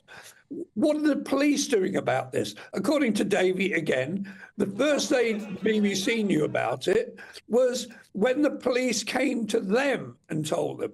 Why were the police telling them? Why were they not making this really serious case public? Why was it allowed to continue? He was allowed to continue as an apparent innocent for another 6 months or so. This absolutely stinks of the worst kind of establishment cover-up, of the worst sort of abusive position by people in power. Ordinary people would not be treated like this. But because he's a star, both the police and the BBC absolutely protected him at every turn. Take it from me, there's no chance whatsoever they're going to get a penny out of Huw Edwards. They're not even going to try. They will go through the odd motions to cover their back. I think Davey has to go, because this is just another example of the BBC going its own way. Let's not forget here, there were children who were abused, and the pictures were taken. They will be on the internet forevermore. And they were sent by another paedophile to Huw Edwards for his joy and pleasure. It's simply wrong. Neil, and it's not like the BBC haven't been in this situation before, with obviously Jimmy Savile. A lot of viewers and listeners today are saying that this is the end of the BBC as far as they're concerned. They are, not going to pay their licence fee anymore. What do you make to that? I think that's completely understandable. It's as though the BBC, and certainly those at the higher level, believe there's a different standard for them, that they can do what they want and run their world as it is. I mean, what I find stunning is the idea that there was this internal BBC inquiry, which they admit they're never going to tell anybody the truth about what they found. And incidentally, that inquiry came out of a Newsnight programme that was made in serious opposition internally. Internally, there was pressure on Newsnight not to reveal that some young employees at the BBC had been pestered by this man. What do we make of... Are we going to hear the truth about it? No, we're not. Well, look, Neil, what do we make about the fact that the defence that's always given in this is we had a duty of care? I think the duty of care, it's so wonderfully selective, isn't it? The duty of care is to this major star, the third biggest paid person on the BBC in the news division. And it's the duty of care is apparently to him. Well, what about those employees who were pestered by him, obviously for sexual reasons? What about all those young people who felt the pressure of him texting them? One young guy in the papers this morning got 350 WhatsApp messages from this major star of the BBC, who was at least twice his age. And let's forget how this story came out. It came out because the Sun newspaper, who was then vilified for doing so, revealed he had paid £35,000 to an underage crack addict to send pornographic pictures. That's the only reason this began to unravel. And yet, what did the BBC do about that? Again, nothing, because they preferred to defend Huw Edwards, because he was their star. And they don't care about ordinary people, little people. They're beneath them. What's more important is keep protecting their star, protecting the BBC. Well, it's wrong, and I believe that Davey will eventually have to go with this, because the handling of it has been ridiculous. OK, Neil, we've got to leave it there. Good to see you. Thank you, Neil. Thanks very much indeed.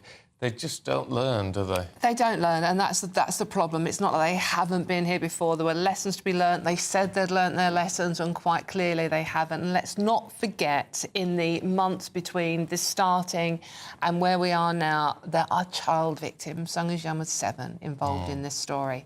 That's who we should be thinking about. That's who the duty of care is to. Yes, I mean, look, I can understand someone who was, serious mental problems, especially after this all came out and they were concerned about a possible suicide risk and all the rest of it. I understand that. But you've got to balance that duty of care. Yeah, of course you have. And the thing is with this mental... Why give him a £40,000 pay rise? Exactly, of taxpayers' money. When he's not even there. The thing is, with the duty of care, with mental health issues, it's like you got yourself into this situation. No one forced you into this situation. You did it. Yeah. If that doesn't sound sympathetic, I apologise, but I'm sorry. Oh, no. Well, look, why... I mean, what... I feel very sorry about the whole thing, and it's sorry to see someone who I've admired destroy their own life. But as I say, as a result of this, it's about the other victims, actually, and he has done this to himself. And the victims, his wife, his children and these and poor the child kids. victim, 7 years old. Sorry. Anyway, I'm sure you've got a view on that. You can let us know. But in the meantime, let's change tack and see what the weather's going to do for you with Alex Burkill. Looks like things are heating up. Boxed boilers, sponsors of weather on GB News. Hello, very good morning to you. Here's your latest GB News weather forecast coming to you from the Met Office. For many, there will be a decent amount of sunshine for a time because then we do have some cloudy, wet weather pushing its way in across parts of Scotland and Northern Ireland, and that is going to feed its way southeastwards as we go overnight. But for the time being, there are some heavy showers across parts of the east of England. These may ease for a time before more showers, which could turn thundery, develop as we go through this afternoon. It is still going to be hot in the east, temperatures peaking in the high 20s, possibly low 30s. Elsewhere, we're looking at high teens, low to mid 20s perhaps. As we go through this evening, it is going to be a fairly wet end to the day across many parts of Scotland. Outbreaks of rain feeding in from the west and some blustery winds here too. Across Northern Ireland, most of the rain will have started to clear by the time we get to around 5 or 6 o'clock, so some clearer, brighter skies developing later on. Meanwhile, down the western side of England and Wales, a bit grey, a bit cloudy to end the day, and there will be a little bit of rain around, but a sunnier picture as we go through this evening further east. That band of rain, though, does gradually make its way southeastwards as we go through this evening, overnight, and into the early hours of tomorrow morning. So as we start to wake up tomorrow morning, it is going to be quite cloudy across many parts of England and Wales, a bit of rain around, but as a result, temperatures not dropping a huge amount, but clearer, fresher air across parts of Scotland means it could be a bit of a chilly start here. As we go through tomorrow itself, yes, a bit of cloud across England and Wales to start off with, and there will be some outbreaks of rain. Some of the rain could turn heavy, possibly even persistent, especially across southern southeastern parts as we go through the afternoon. Across Scotland and Northern Ireland, watch out for some fairly frequent showers, but in between, some decent, bright, sunny weather around, and for many, a touch fresher than it has been recently. We're only looking at highs in the mid-20s Celsius. Into Sunday, and quite a cloudy picture towards northwestern parts, some rain pushing its way in. Elsewhere, mostly dry, bright at times. A brighter outlook with Box Solar, sponsors of weather on GB News.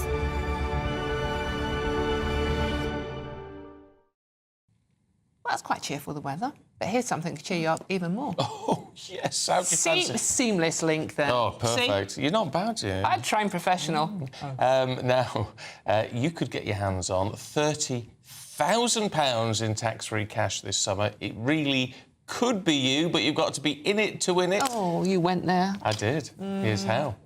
Celebrate a spectacular summer with your chance to win an incredible £30,000 in tax-free cash in our Great British Giveaway. It's the biggest prize of the year so far, and it's totally tax-free. What would you spend that on? Luxury holidays, a new car, or just put it away for a rainy day? Whatever you do with £30,000 in tax-free cash, make sure you don't miss out on a chance to make it yours. For another chance to win £30,000 in tax-free cash, text cash to 63232. Text costs £2 plus one standard network rate message. You can enter online at gbnews.com/win. Entries cost £2. Or post your name and number to GB07 PO Box 8690 Derby DE1 9TT.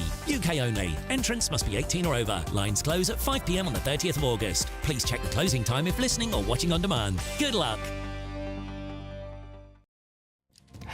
Ooh, hello, welcome back. Harry and Meghan are going on tour. Yeah, that's all next. This is GB News with Stephen and Dawn.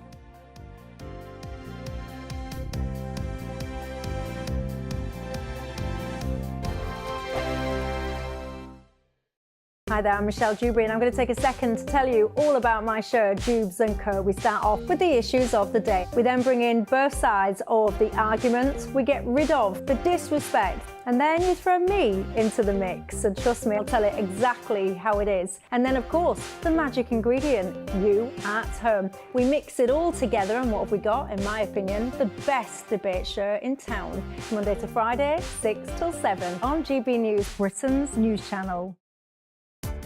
Welcome to State of the Nation, daily plunge into the stories shaping our country. I'm Jacob Rees-Mogg, and Monday to Thursday we bring you the insights, the facts, the truth about how our country is being governed. Because what happens in Downing Street matters down your street. Tune in to State of the Nation every Monday to Thursday, 8 to 9 o'clock. Only on GB News, the People's Channel, Britain's news channel. We're proud to be GB News, the People's Channel, and as you know, we always love to hear your views. Now, there's a new way of getting in touch with us at gbnews.com/yoursay. By commenting, you can be part of a live conversation and join our GB News community. You can even talk to me, Bev Turner, or any of the members of the GB News family. If you want your news to be straight talking, this is a nightmare for the Conservatives again. Down to earth. It's not just Nottingham where this is happening, is it? And most importantly, honest. Hard-working, middle-class taxpayers, they'll get their book thrown at them. Then catch me, Martin Daubney, Monday to Friday, 3 till 6 p.m. on GB News, Britain's news channel. Join me, Neil Oliver, every Sunday night at 6 p.m. on GB News. And if an hour is not nearly enough for you, go to gbnews.com for special extended episodes online every Friday at 9 p.m, where we can truly get into the nitty-gritty of what's going on. GB News, Britain's news channel. Good afternoon, Britain. Your lunchtime update on the stories that matter across the UK. From breaking news and insightful analysis, inspiring stories and lively debates. You're comparing yourself to a former Prime Minister. Which is it? Stay informed, stay updated, stay entertained. I just don't know how anyone would not want to be there. Every weekday from midday. We are Good Afternoon Britain, only on GB News. Britain's news channel. Mark Dolan tonight is your weekend dose of news, debate and entertainment. This sounds like a wild conspiracy theory. Don't miss My Big Opinion, Mark Meets, and My Take at 10. Democracy is a funny old thing. And we don't do boring, not on my watch. I just won't have it. Let's go and get another glass of that bubbly. You've earned it. That's Mark Dolan tonight, Saturday and Sunday, 9 to 11, only on GB News, the People's Channel, Britain's news channel.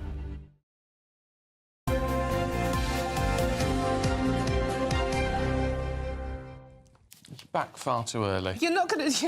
I'm trying to do an anagram in the Mirror this morning. He's trying to demonstrate how intelligent he is. But she's just like, but there's no clue. Well, it's ridiculous. It could be any word in the dictionary, yeah, but right? it's like countdown.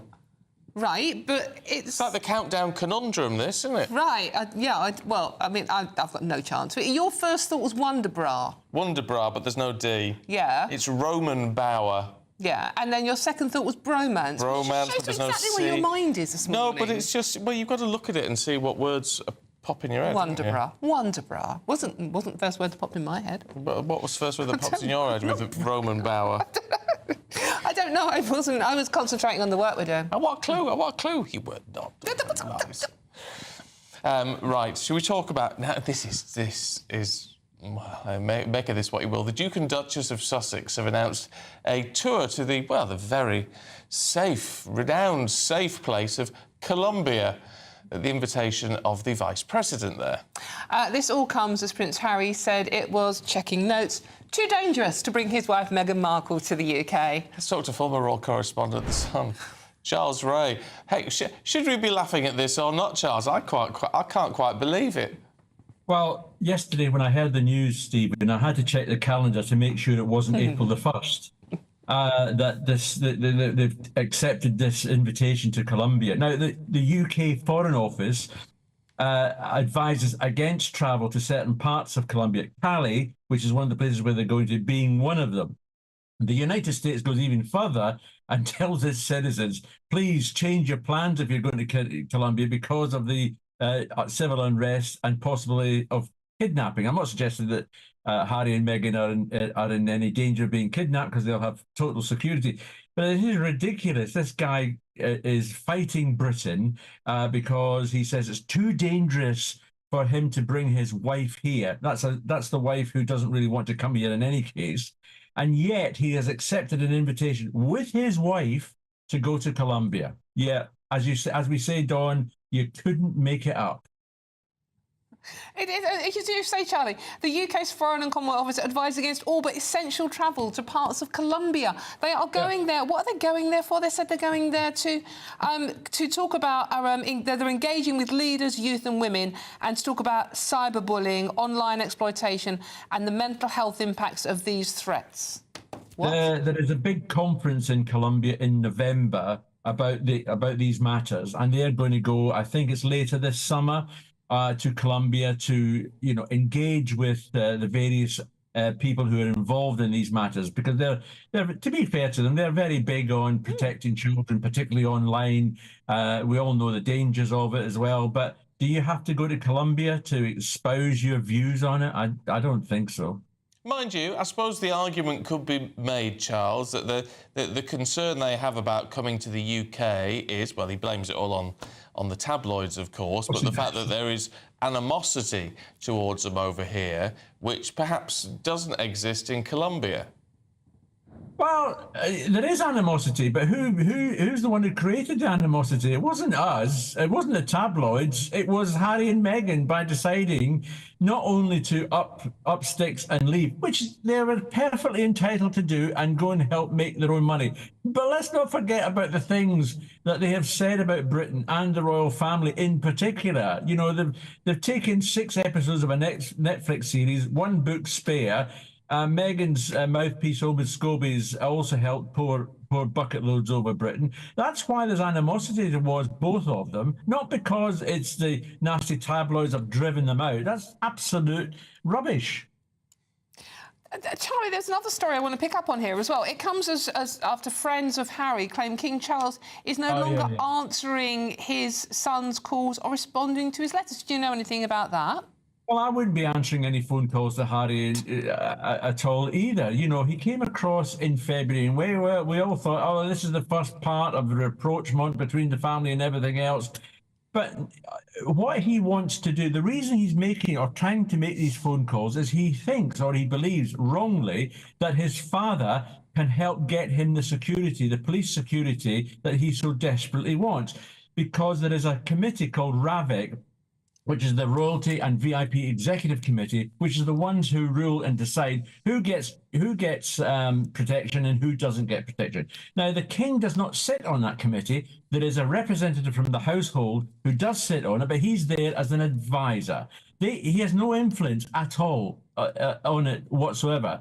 And we yet again, in this days and age of we're always complaining about our money being spent, for the BBC or various other things, whatever. He wants us to pay for him for whenever he comes here. Let's not forget that he does get protection when he's here from his own security, and he has to get 28 days notice to come to Britain if the police are going to be involved in a small way. And again, let's not forget that when Harry comes here, he arrives usually in a private plane. He gets picked up airside in a blacked-out Range Rover. He drives through the streets of London with impunity, without any problems whatsoever. So I'm not sure exactly where he thinks he's going to be unsafe. Yeah, well, aren't we all picked up like that? I shall call you Charles, not Charlie. Dawn's being far too familiar. But it's really good to see you. We worked together a long time ago. Thank you very much, Mr. Ray, for joining us. Mr. Ray, yes. Oh, my seat's going again. Oh, it's all sinking, isn't it? Everything sags at one point, Stephen. I'm not going to do the obvious joke. No, honestly. These are lovely. These are lovely chairs if you just stayed up. Oh, there you go, that's better. They do give you a bit of a sweaty bum, though. Thank you. Let's move on swiftly, because Aiton's going to be talking us through all the latest from the Olympics in just a moment.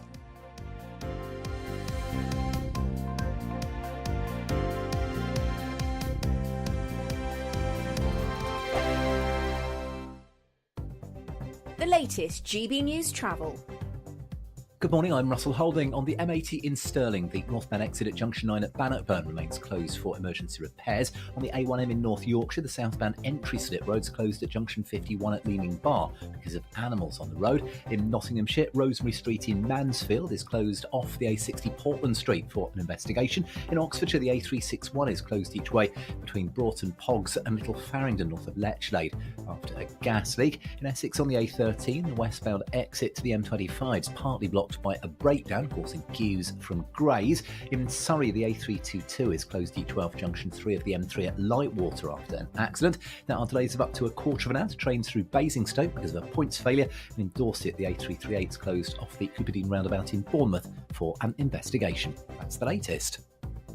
You can stay up to date throughout the day by visiting our website, gbnews.com. Join me, Camilla Tominey, for a frank and honest discussion with those in power that cuts through the spin and gets to the heart of the issues shaping our nation. You haven't confirmed that you want to stand as leader, but you haven't ruled it out either. This report basically says that he's not fit to stand trial. Is he indecisive? Incompetent? I deliver the dose of reality Westminster needs. That's the Camilla Tominey Show at 9:30 every Sunday on GB News. The People's Channel, Britain's news channel. Hi there, I'm Michelle Dewberry and I'm going to take a second to tell you all about my show, Jubes & Co. We start off with the issues of the day. We then bring in both sides of the arguments. We get rid of the disrespect. And then you throw me into the mix. And trust me, I'll tell it exactly how it is. And then, of course, the magic ingredient, you at home. We mix it all together and what have we got, in my opinion, the best debate show in town. Monday to Friday, 6 till 7 on GB News, Britain's news channel. I'm Patrick Christys. Every weeknight from 9, I bring you 2 hours of unmissable, explosive debate and headline-grabbing interviews. What impact has that had? We got death threats and the bomb threat and so on. As time passes, she could have said stump. You made my argument for me. My guests and I tackle the issues that really matter, with a sharp take on every story. It went everywhere. Something practical could be done. Or I can become something different. Patrick Christys tonight from 9 p.m. only on GB News, Britain's news channel. Tune in to Friday Night Live with me, Mark Dolan. GB News royalty with your perfect start to the weekend. Lucky us. Feisty and fearless guests. Well, I'm a normal person, so ask me. Honest opinions that raises more questions than a Gary Barlow tax return. And a few surprises along the way. Might be cold in this studio. That is Friday Night Live with me, Mark Dolan. 8 to 9 only on GB News, the People's Channel, Britain's news channel.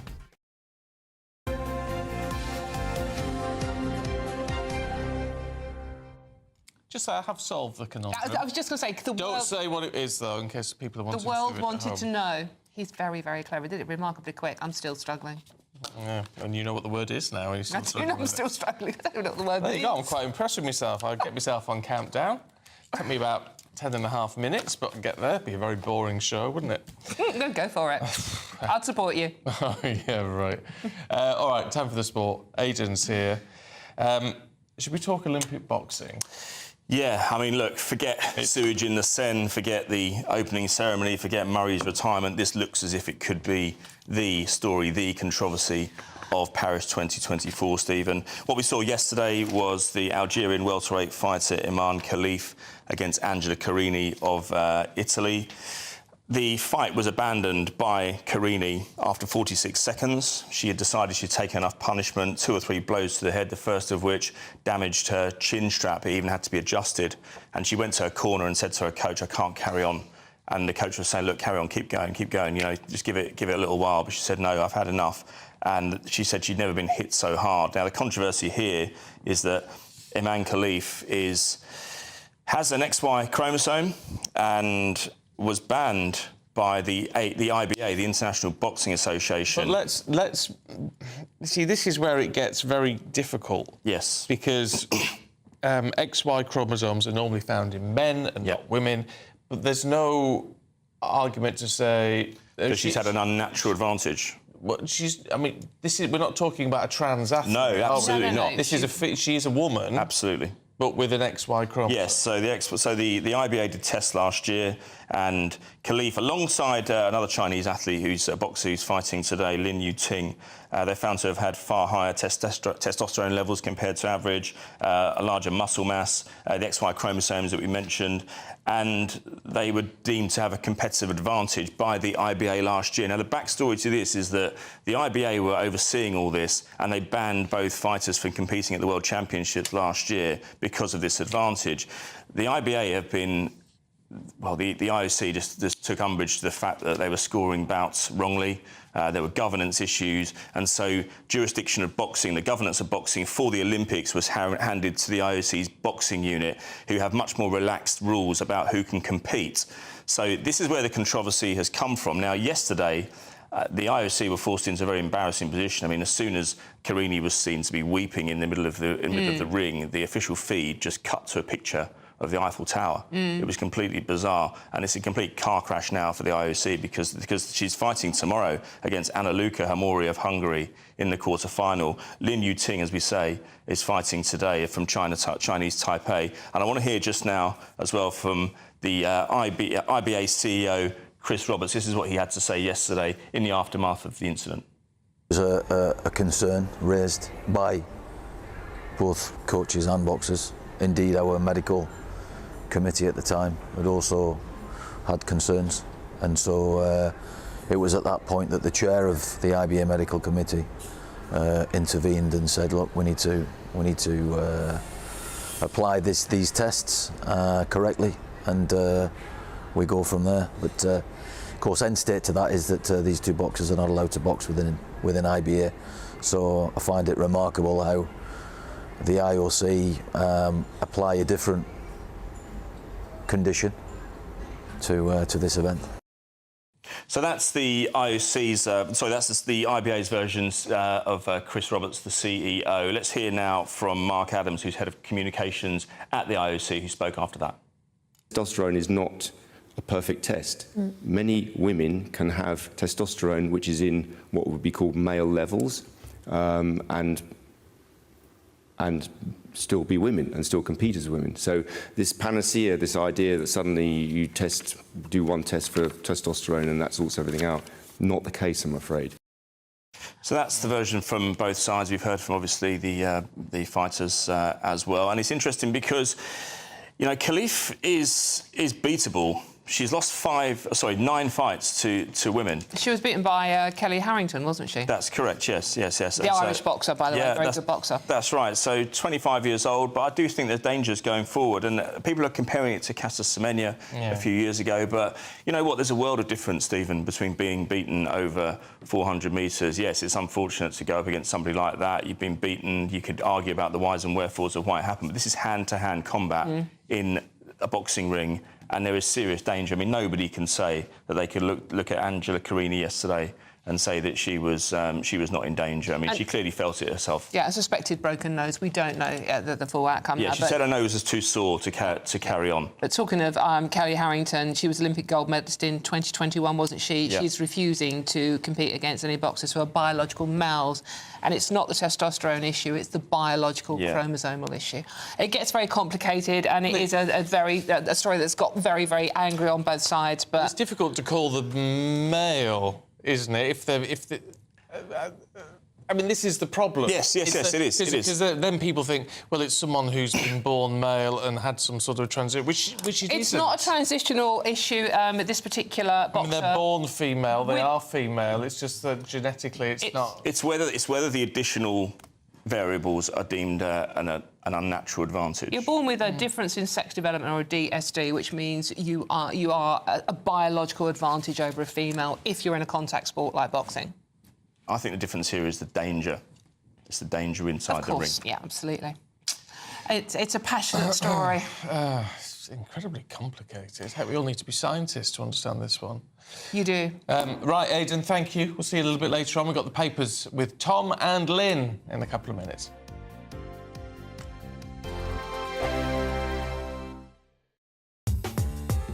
I'm Christopher Hope. From pop stars to politicians, I'll interview anybody in a pub who's got a political opinion. Join me every Friday on Spotify, Apple Podcasts, YouTube or gbnews.com, or wherever you get your podcasts. This is GB News, the People's Channel. Good afternoon, Britain. Weekdays from midday. Now, time for the best part of the show, Our Greatest Britain, where we share amazing people who do amazing things. And this week, that is Dr. Leo Cheng and Reverend Hilary Cheng. Well, Dr. Chen regularly serves as a volunteer surgeon aboard the Mercy ships in West Africa and has recently served his 17th mission aboard the ships. He volunteers with his wife, Reverend Hilary Cheng, a Methodist minister in the UK. Thank you for joining us, and what a privilege. So just briefly explain, what are Mercy ships? Well, Mercy ship provide world-class surgery on the ship, and the ship then sail to these poorest of the poor country because there's no infrastructure to get road or rail there. And we offer free surgery and also education, training of medical staff, and partner with the local or the host nation to build up their surgical and anaesthetic services. So how long have you been travelling West Africa? You go on all these different ships, different ports, and you treat the needy and the vulnerable. How long have you both been doing this? 20 years. 20 years? Just over 20 years. And you take the time to do this out of your own holiday from work. Why do you do it? Well, because I'm indebted to the education in this country with all the qualification I get. And NHS is great. I love the NHS because without NHS, we see cases that we see in the low-income country. And I want to make use of my hand to help those people who have no way of helping themselves. Because the tumours, the deformities, not just a physical ailment, but it's being ostracised and die early, commit suicide because they've been ostracised by their family. When you're on the ship, you are seeing the very worst that the country can offer. I find it a great privilege to work alongside these people. GB News, the People's Channel. Join me, Neil Oliver, every Sunday night at 6 p.m. on GB News. And if an hour is not nearly enough for you, go to gbnews.com for special extended episodes online every Friday at 9 p.m, where we can truly get into the nitty-gritty of what's going on. GB News, Britain's news channel. If you want your news to be straight talking, this is the nightmare for the Conservatives again. Down to earth. It's not just Nottingham where this is happening, is it? And most importantly, honest. Hard-working, middle-class taxpayers, they'll get their book thrown at them. They catch me, Martin Daubney, Monday to Friday, 3 till 6 p.m. on GB News, Britain's news channel.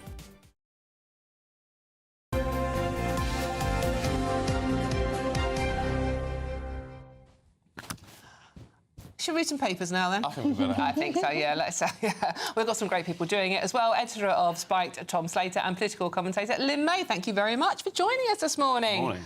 Right, who wants to go first on this one, then? There's some choice. Tom, let's start with you, then. GPs on strike. Good luck, everybody out don't there. be ill. I don't Whatever think, you do. Will many people notice, I suppose, is the... That was exactly what I said earlier on. But it is one of those things which I think many people think really now, given all of the struggles people have had getting a GP appointment, as well as just general interactions with the health service and the healthcare system in general.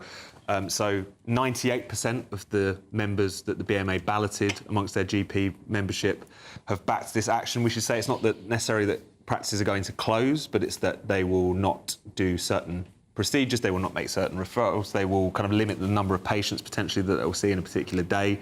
This is obviously around the new contract that has been previously kind of offered and agreed with GPs, and also a kind of general concern that, because the thing about where general practice is concerned, it seems like two things can be true at the same time. Patients have had a terrible time of it because of the fact that they can't get these appointments, but at the same time, demand has gone up in relation to GPs. That is regrettable, but any kind of industrial action like this has to rest on support amongst the public if it's going to be able to actually persist, and I don't think that's going to be there in this particular case, to put it lightly. But also, we've got a brand new government who have said, you know, we want to take a lot of action on the NHS. Now, I'm not saying it'll work or it won't work, but surely now's the time to say, let's have some negotiations, new man in charge.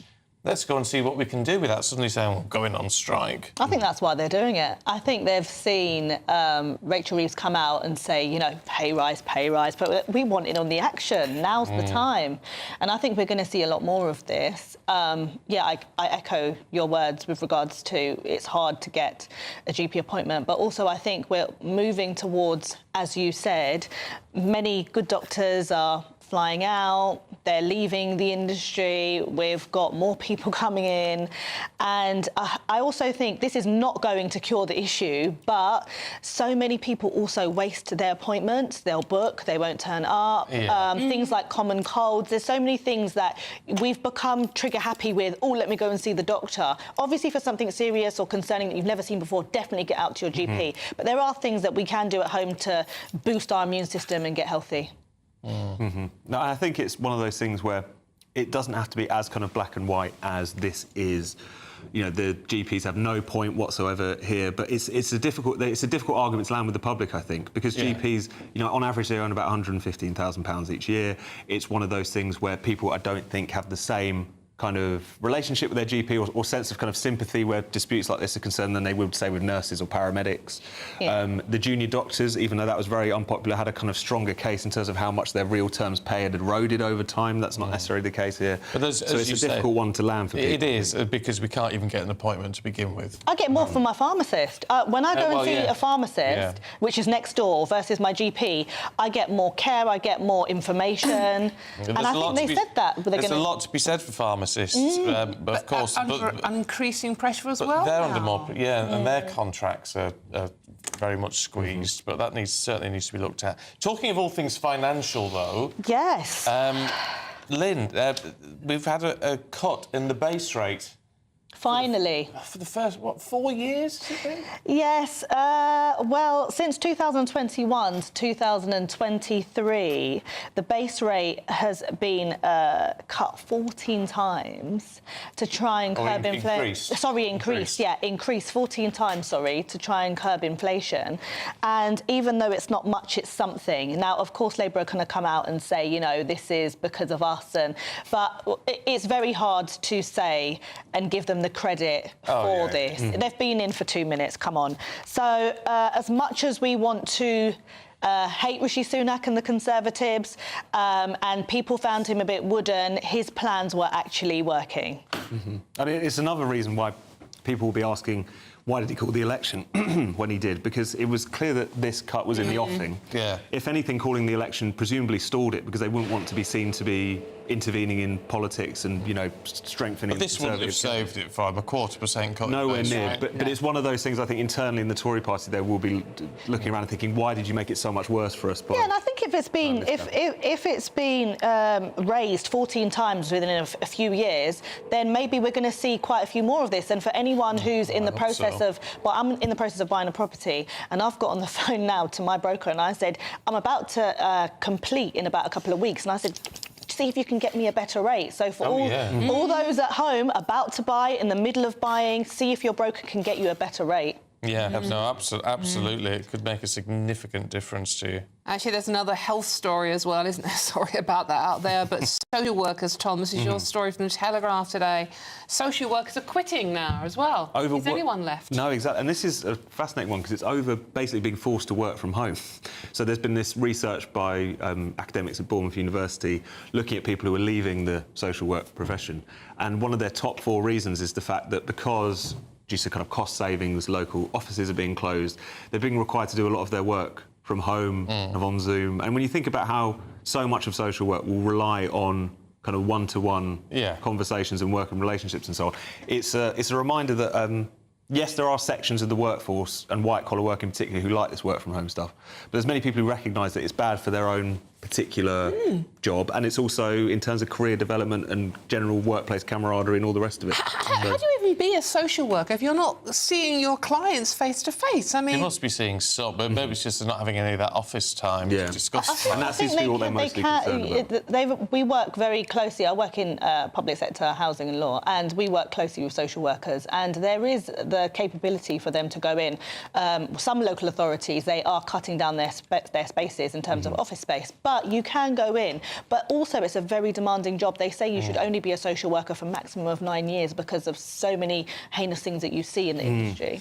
Oh dear. Right, let's finish off with a bit of fruit picking, should we? This is in the Mail, and it's if you pick your own fruit, you could be in trouble if you try before you buy. Oh, everyone has a bit of a pick. I don't know if I'm the only one, but just to test the grapes, I tend to, test them out in the supermarket before I buy. Oh, you do it in the super, do you? Yeah, I do. Well, you can get nicked for that. No, I'll do it in front of them. I'm not going to buy a whole bunch of grapes if they're sour. I want to confess, I just one. I don't go crazy, But here we have farmers saying, if you have decided to go to their farm and taken a day out to pick strawberries, do not test them out, give them a try, pop one in your mouth before you pay for them. Now, I think this is a bit harsh, to be honest with you, because people have come out and there's been nicking them, in effect. Yeah, but there's been a huge decrease. You never did that? I've never been picking me on. Oh, God.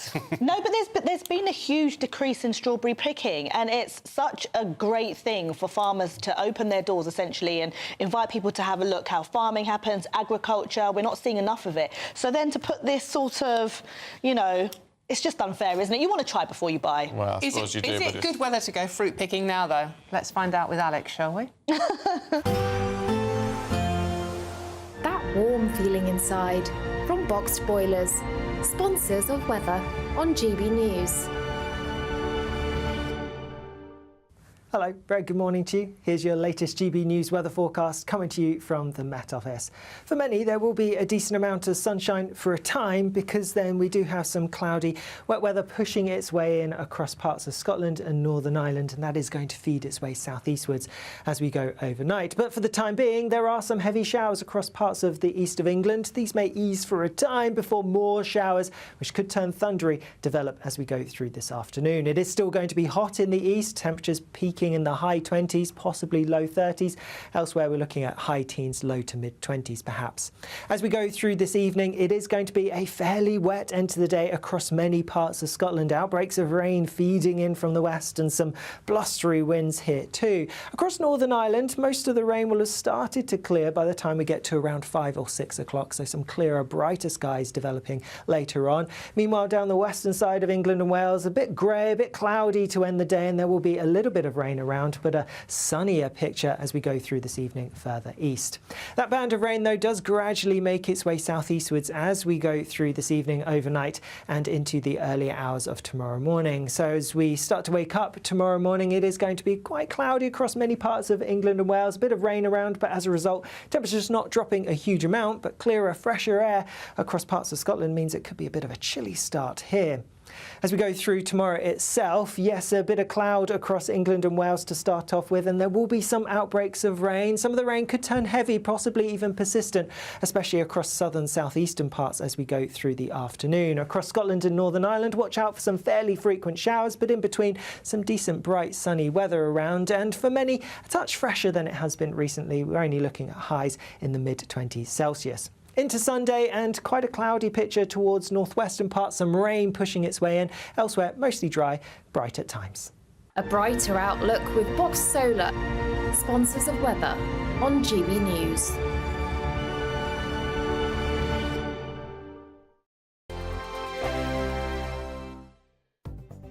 The latest GB News travel. Good morning, I'm Russell Holding. In Aberdeenshire, the A90 is partly blocked by an accident at the A952 junction at Tull of Burness, causing delays. On the M80 in Stirling, the northbound exit at junction 9 at Bannockburn remains closed for emergency repairs. In Nottinghamshire, Rosemary Street in Mansfield is closed each way between the A60, Portland Street, and the A38, Stockwell Gate, for an investigation. In Oxfordshire, the A361 is closed each way between Broughton Pogs and Little Farringdon, north of Lechlade. After a gas leak. In Surrey, the A322 is closed each way off junction 3 of the M3 at Lightwater after an accident. There are delays of up to half an hour to trains through Basingstoke because of a points failure. And in Dorset, the A338 is closed each way between the Cooperdene roundabout and Blackwater junction at Bournemouth for an investigation causing queues. And that's the latest. You can stay up to date throughout the day by visiting our website, gbnews.com. You really could become the next big Great British Giveaway winner with your chance to win £30,000 in tax-free cash to spend on anything you like. Listen to what some of our previous winners have to say about winning big with us. On the day that I got the money in the bank account, everything just seemed a lot sunnier. But I do have something to spend it on. Just go for it. It's an absolute must. Thank you, GB News. Amazing feeling to win. For another chance to win £30,000 in tax-free cash, text cash to 63232. Text costs £2 plus one standard network rate message. You can enter online at gbnews.com/win. Entries cost £2 or post your name and number to GB07 PO Box 8690 Derby DE1 9TT. UK only. Entrance must be 18 or over. Lines close at 5 p.m. on the 30th of August. Please check the closing time if listening or watching on demand. Good luck. We're proud to be GB News, the People's Channel, and as you know, we always love to hear your views. Now, there's a new way of getting in touch with us at gbnews.com/yoursay. By commenting, you can be part of a live conversation and join our GB News community. You can even talk to me, Bev Turner, or any of the members of the GB News family. Join me, Nana Akwe, for an informative, interactive news programme with a difference. It's fun. It's true. You're not wrong. No one will be cancelled. Lovely. Join me from 3 p.m. every weekend, only on GB News, Britain's news channel. If you want your news to be straight talking, this is a nightmare for the Conservatives again. Down to earth. It's not just Nottingham where this is happening, is it? And most importantly, honest. Hard-working, middle-class taxpayers, they'll get their book thrown at them. Then catch me, Martin Daubney, Monday to Friday, 3 till 6 p.m. on GB News, Britain's news channel.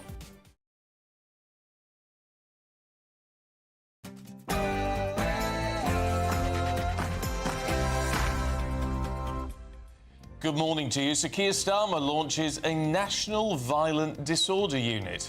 The government promises to tackle rioting in the wake of the chaotic scenes in Southport, London, Hartlepool and Manchester. The community of Southport had to suffer twice.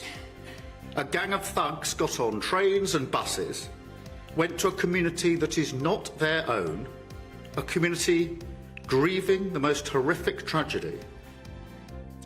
Well, 3 young girls are dead, 2 discharged from hospital, a further 5 are still in hospital. They're in a stable condition, thankfully, following that stabbing in Southport on Monday. That's as a judge names the teenager charged over the murderers, 17-year-old Axel Rudocabanu. Southport is a town in mourning, but after all the violence and anger and rioting, this town is continuing to show its resilience and its cohesion.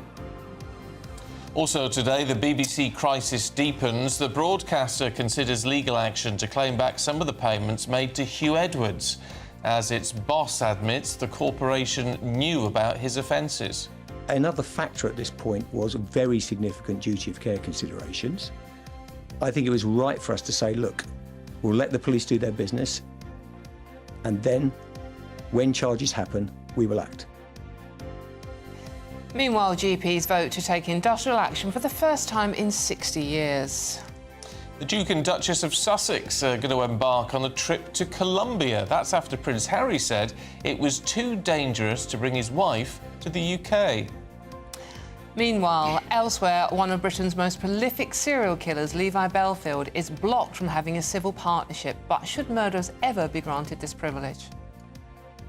It was an emotional farewell to Andy Murray as a quarter-final defeat in the Paris 2024 doubles at Roland Garros brought down the curtain on his illustrious career. Team GB added another 3 medals to their total, and tributes are paid to former Leicester manager Craig Shakespeare, who's died at the age of 60. Morning. Today could still bring some hot and thundery weather across parts of eastern England. Further north and west, it's turning cloudier and wetter later, with some fine weather in between. I'll have more details shortly. It's just gone 8 o'clock. I'm Stephen Dixon. And I'm Dawn Neeson, and this is GB News Breakfast.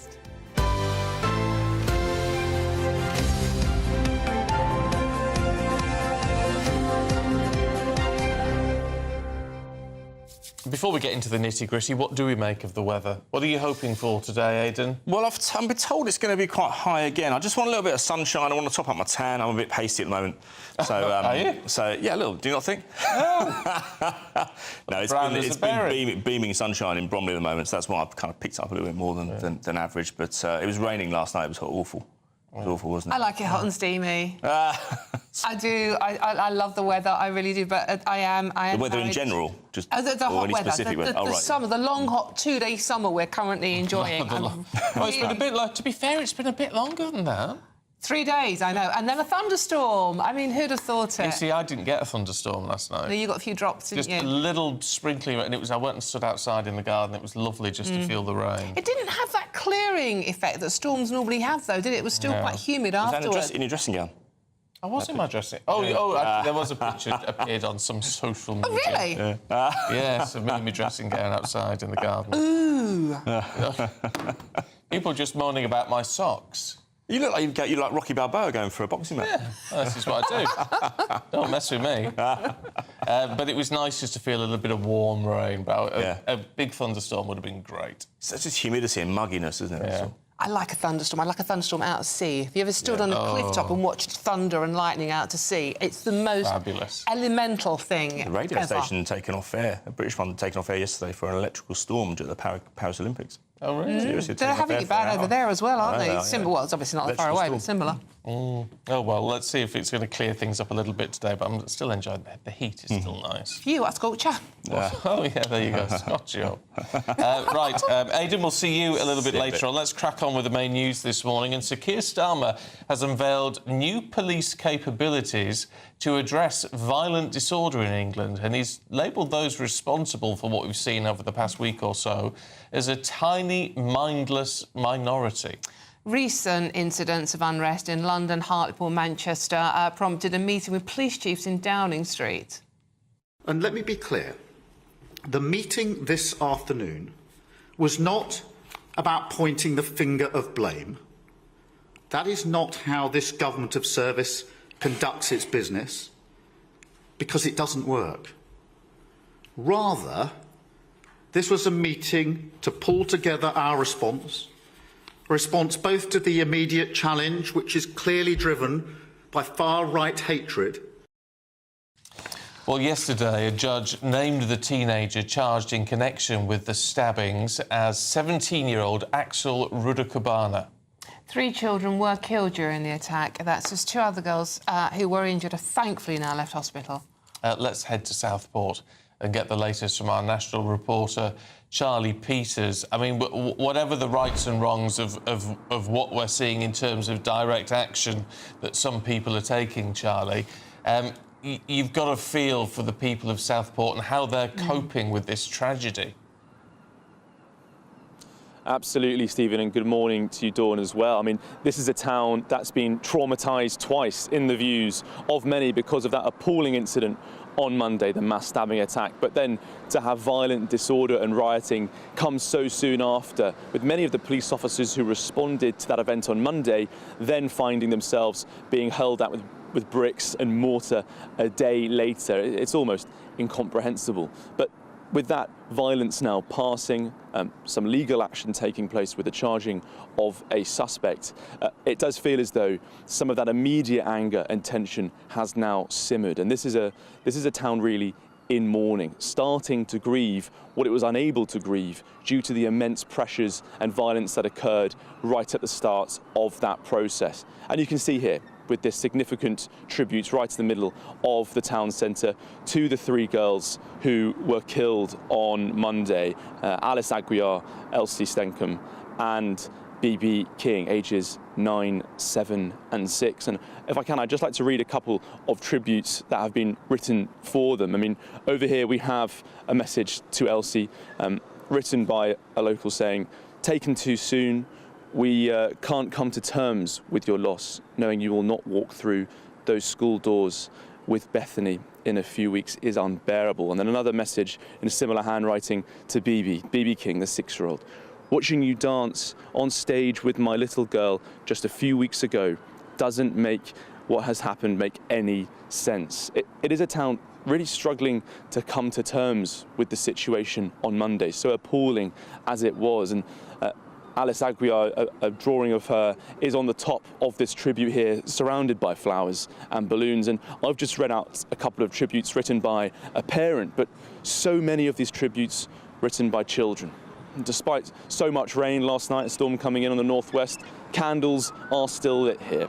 People have been coming all day, first thing in the morning and before they go to bed, to lay more tributes, to leave more notes, and actually to move the conversation about this horrible incident on Monday away from the violence, away from the anger, away from the reaction, that immediate reaction, which in many ways you can understand and even justify the sense of pure anger you'd feel after such a horrific tragedy, and move it more towards the feeling of cohesion, to resilience, to bringing a community together. And that's the ambition, I think, of so many of the messages we're seeing here. People struggling to come to terms with the appalling things that, indeed, some of the people here must have witnessed, Hart Street being such a busy residential street, but also just about trying to bring people together and to remind the positive memories of those who lost their lives.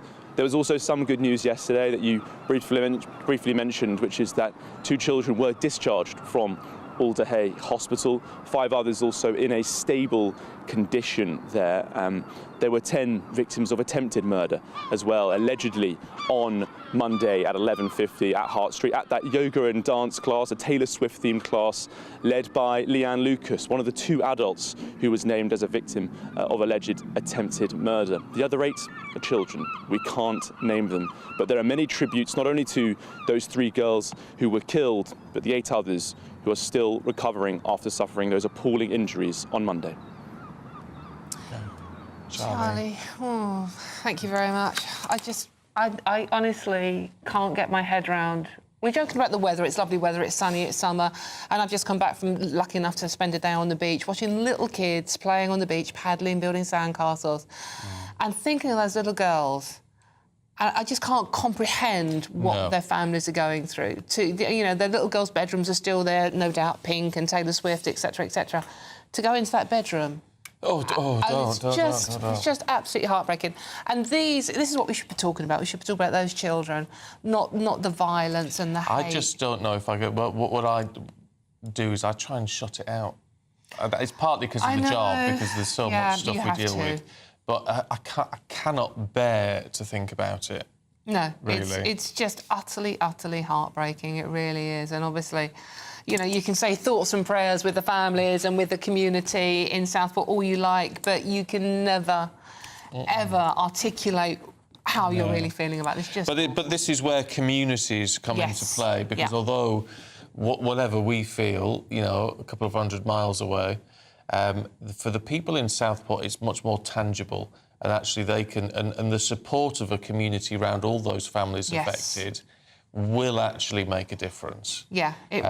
And so you can understand the community really coming together on that and seeing all those flowers and balloons and everything else will, in some tiny way, help a small the families. Comfort. A small comfort, yeah. But, I mean, you cannot imagine what they're going through. It's just utterly horrific. And not just for those who've lost their children, but for those whose children were injured. Yes. And for those whose maybe children were going to go but didn't, or even that. It's just even those close calls. I mean, there's just going to be just so many families in utter shock. It's a sliding door moments, isn't it? Oh, yeah. It's like, my little girl didn't go to that dance class because she had a cold or whatever, and it's like, but thankfully we have had some little girls come out of hospital now, so... Yes, 2 out, which is good. 5 still in, but in a stable condition. Yes. So, things looking positive on that front. But again, how they, as little kids, come to terms with what has happened to them and what they're going to need in terms of support. How do you explain to other children or siblings that, what has happened? How do you explain the horror of what man inflicts on man? I don't know. Some things are just beyond comprehension, and this is one of them, I'm afraid. Right, let's just move away from that just for the time being and have a look at the weather for you. That warm feeling inside from Boxed Boilers, sponsors of weather on GB News. Hello, very good morning to you. Here's your latest GB News weather forecast coming to you from the Met Office. For many, there will be a decent amount of sunshine for a time because then we do have some cloudy, wet weather pushing its way in across parts of Scotland and Northern Ireland, and that is going to feed its way southeastwards as we go overnight. But for the time being, there are some heavy showers across parts of the east of England. These may ease for a time before more showers, which could turn thundery, develop as we go through this afternoon. It is still going to be hot in the east, temperatures peaking in the high 20s, possibly low 30s. Elsewhere, we're looking at high teens, low to mid 20s perhaps. As we go through this evening, it is going to be a fairly wet end to the day across many parts of Scotland. Outbreaks of rain feeding in from the west and some blustery winds here too. Across Northern Ireland, most of the rain will have started to clear by the time we get to around 5 or 6 o'clock, so some clearer, brighter skies developing later on. Meanwhile, down the western side of England and Wales, a bit grey, a bit cloudy to end the day, and there will be a little bit of rain around, but a sunnier picture as we go through this evening further east. That band of rain, though, does gradually make its way southeastwards as we go through this evening, overnight, and into the earlier hours of tomorrow morning. So as we start to wake up tomorrow morning, it is going to be quite cloudy across many parts of England and Wales, a bit of rain around, but as a result, temperatures not dropping a huge amount, but clearer, fresher air across parts of Scotland means it could be a bit of a chilly start here. As we go through tomorrow itself, yes, a bit of cloud across England and Wales to start off with, and there will be some outbreaks of rain. Some of the rain could turn heavy, possibly even persistent, especially across southern southeastern parts as we go through the afternoon. Across Scotland and Northern Ireland, watch out for some fairly frequent showers, but in between, some decent, bright, sunny weather around, and for many, a touch fresher than it has been recently. We're only looking at highs in the mid-20s Celsius. Into Sunday, and quite a cloudy picture towards northwestern parts, some rain pushing its way in. Elsewhere, mostly dry, bright at times. A brighter outlook with Box Solar, sponsors of weather on GB News.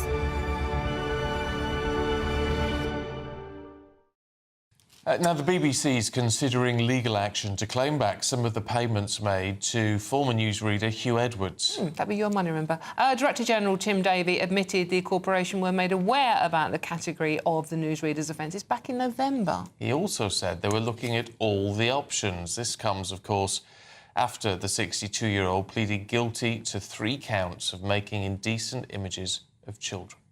When someone is arrested, there's no charges. Also, another factor at this point was very significant duty of care considerations.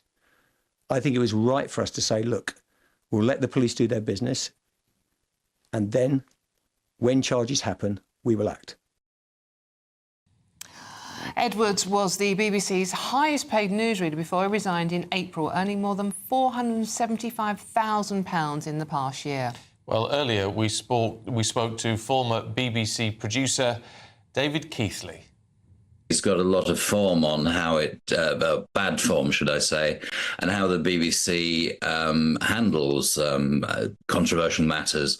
The Princess Bashir and Princess Princess of Wales interview, going through to, obviously, more recently, the Jimmy Savile affair, and so on.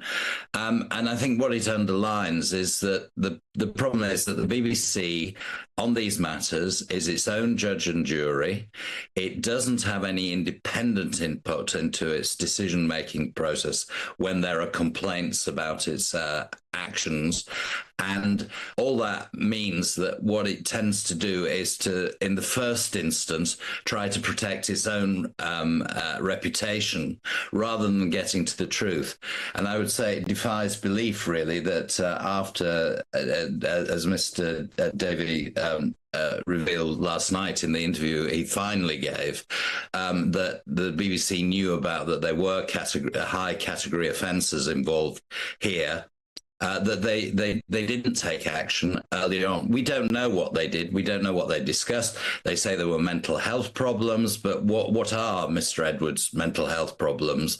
Is there a formal psychiatric report in the equation? Anything like that? We just don't know. And this is the problem. It's the BBC ruminating internally. This is a serious matter. One of their highest profile presenters was apparently committing very serious sexual abuse acts, and this, well, not just apparently, he's admitted it, this is something that the BBC should be looking to improve their decision-making capacity in, and I think they should be, when the next charter comes up, they should also be looking very seriously at independent input into the complaints procedure, so that the BBC is properly on its toes, as most public bodies are. David, there's a lot of anger from viewers and listeners at the moment. The BBC chose to continue paying Edwards. Bear in mind, this is taxpayers' money we're talking about here. Do you think Tim Davie has gone far enough by saying we are going to try and get that money back in somehow? Do you think that will basically save the BBC and indeed probably Tim Davie's job? No, I don't really, because the point is, it's too little. It comes down to the phrase, it's too little, too late.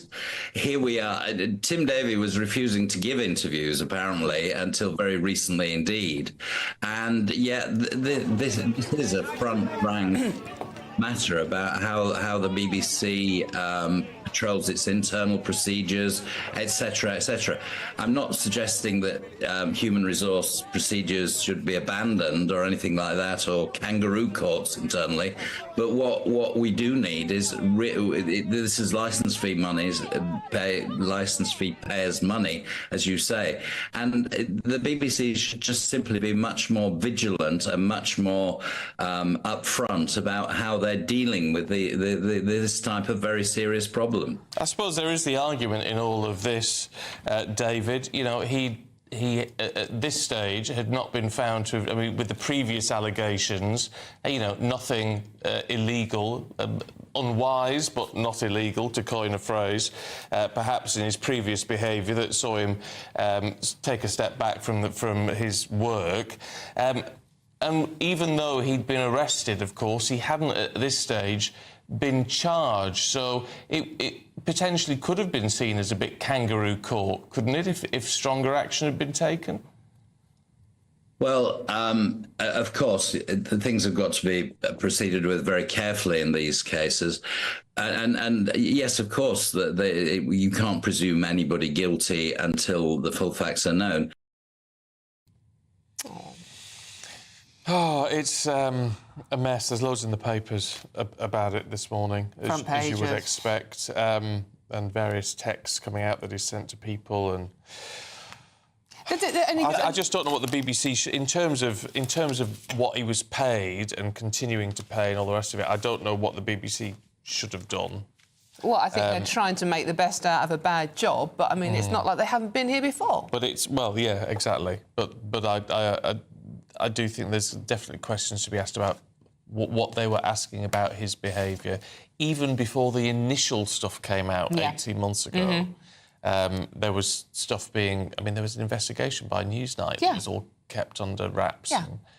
So clearly questions were being asked, and nothing happened. They do internally investigations, don't they? And considering we pay for them, and that's what a lot of you are getting annoyed about this morning. However, I just want to say hello to June, who says, good morning, Dawn, Stephen, Aidan, Weathermen staff, and all my lovely commentators on here. Wishing you all a lovely day. Love those messages. Yeah, it's nice. There are some nice, happy people out there. Good, well, that's what we need. Good morning, June. Good morning, everybody. It's what we need, actually. We've got to keep ourselves all going amidst what is some horrific news around at the moment. Still to come, though... oh, yeah. Let's cheer people up, Stephen. Should murderers be able to marry if they're behind bars? It's a difficult one. We'll discuss that next. GB News. This is GB News, Britain's news channel. Well, to enrich us on the best cheeses and wine to buy, I'm delighted to be joined by the CEO of Inflorescence, Jacinta Madison Wilson. Jacinta, thank you so much for joining us in the studio. Thank you so much for having me. Also, thank you so much for bringing what is what a Sunday you're having. of wonderful... What do we have before us? So, we've got 3 gorgeous wines to try today. We've got an English sparkling, we've got a beautiful rosé and a dessert wine, and, of course, cheese. Wonderful. And paired them all beautifully. Now, English sparkling wine has had a bit of a renaissance. Oh, it's incredible, isn't it? To use a French word to describe English sparkling wine. It's having a bit of a moment in the sun. Absolutely. I just think it's so exciting that this is right on our doorstep, essentially, an hour out of London, and we're around beautiful vineyards. The chalk sort of sediment is exactly the same as the Champagne region of France. Yeah, our soils are really similar. We use the same grape varieties a lot of the time. We make it in exactly the same way as Champagne. Our climate is like Champagne was 40 to 50 years ago. So we're really kind of drinking it blind. You almost wouldn't know that you're not drinking champagne. But it's right here on our doorstep. We can stay local now. Absolutely marvellous. Well, we've got... what is the best order to start? OK, well, we're going to start with sparkling, because all things in life should start with sparkling. I got married a month ago, and this was actually the... Thank you so much. This was the wine I chose to have as our first wine that we served the guests. This is from a winery called Bluebell, which is in Sussex, and I've chosen to pair this with a lovely... kind of the English version of Camembert, which is called Tunworth. It's a very classic pairing of champagne and brie. So we're kind of going to do the English version of that now. Classic. Absolutely. Are you ready to get stuck in? I am so... OK. Hang on. Is it cheese first or wine first? I'd have a little sip of the wine first. Sip of the wine, bite have a little bite of the cheese, and then some more wine. Get it all mixed up in there. It's like a cheese sandwich. Exactly. Yes. OK, here we go. Cheers. GB News, the People's Channel. Welcome to State of the Nation, daily plunge into the stories shaping our country. I'm Jacob Rees-Mogg, and Monday to Thursday we bring you the insights, the facts, the truth about how our country is being governed. Because what happens in Downing Street matters down your street. Tune in to State of the Nation every Monday to Thursday, 8 to 9 o'clock. Only on GB News, the People's Channel, Britain's news channel. Good afternoon, Britain. Your lunchtime update on the stories that matter across the UK. From breaking news and insightful analysis, inspiring stories and lively debates. You're comparing yourself to a former Prime Minister. Which is it? Stay informed, stay updated, stay entertained. I just don't know how anyone would not want to be there. Every weekday from midday. We are Good Afternoon Britain, only on GB News. Britain's news channel.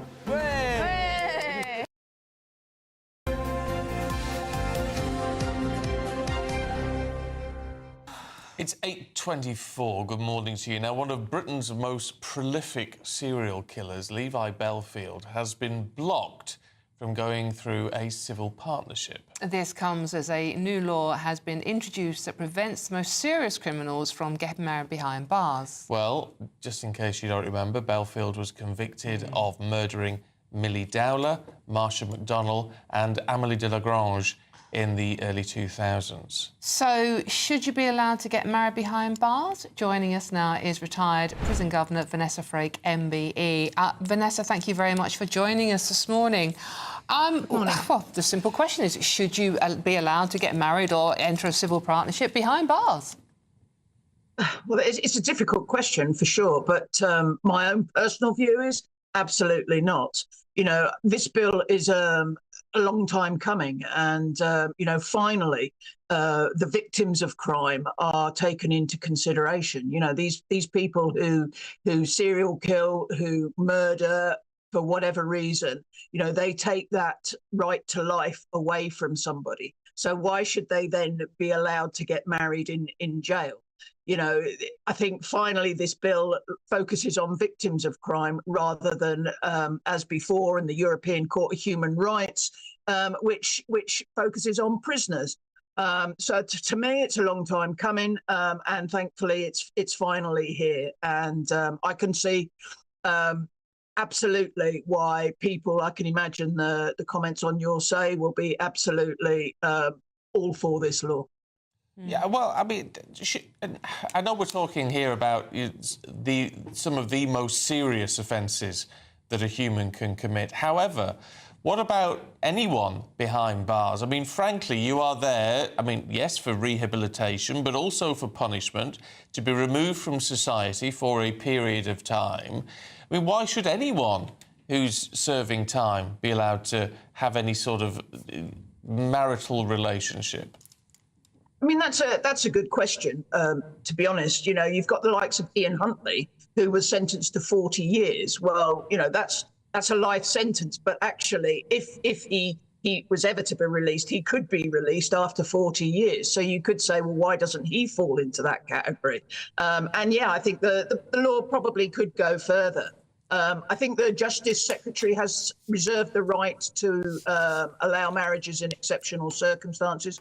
Previously, it was the governor who could say no if on security grounds, if, you know, he thought that there was security implications to such a marriage. But yeah, I mean, it is a good point, Stephen. You know, I personally think that it could have gone further, the law. I think the victims of crime in this country, you know, it's about time that innocent people could walk the streets in this country without fear.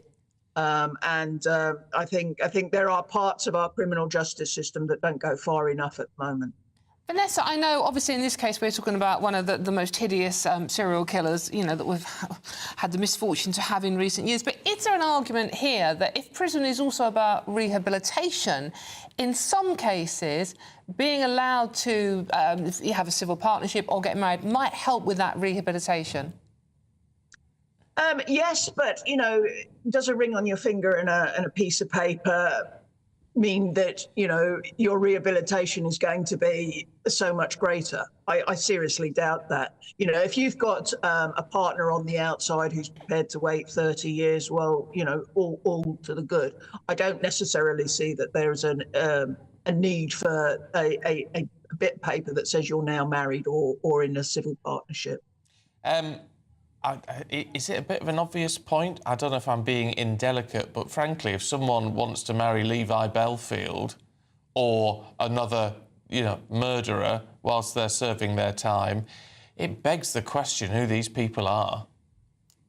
Well, you know, you only have to look at sort of death row in the States and the amount of fan mail that these prisoners get, and quite often there are those people, whether that's male or female, who are attracted by the heinous crimes that have been committed. And that is one of the security concerns that obviously a governor would take into consideration in previous parts. But certainly whole life sentences, I mean, they're never going to see the light of day.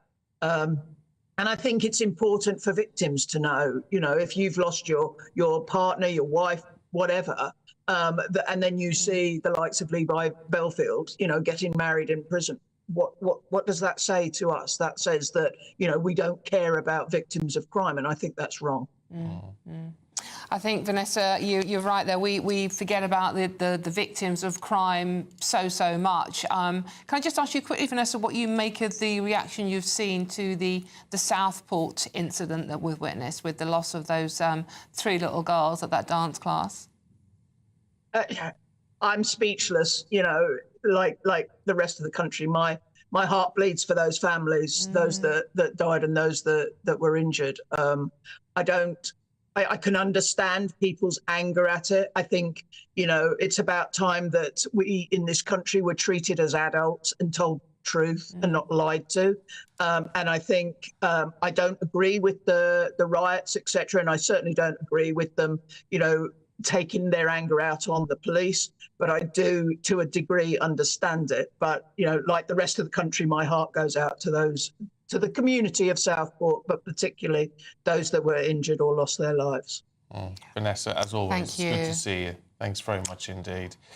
I do think it's interesting. You've got to have, you know, the rights of prisoners have to be respected. These people, when they're in prison, need to be kept safe, and they need to be treated in a humane and positive way. That doesn't mean you should be able to vote or you should be able to get married or all these other things which actually human rights legislation in the EU wants you to be able to do. Because a lot of the time, the people that commit the crime go on to have a better life than the people that are the victims of those crimes. And I think Vanessa's so right.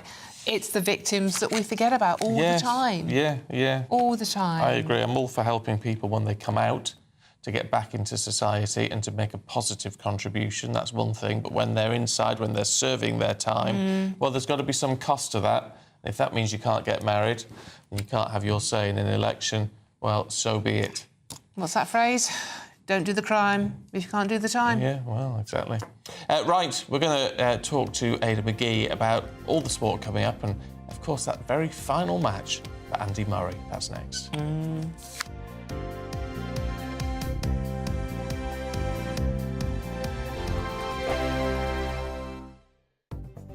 The latest GB News travel.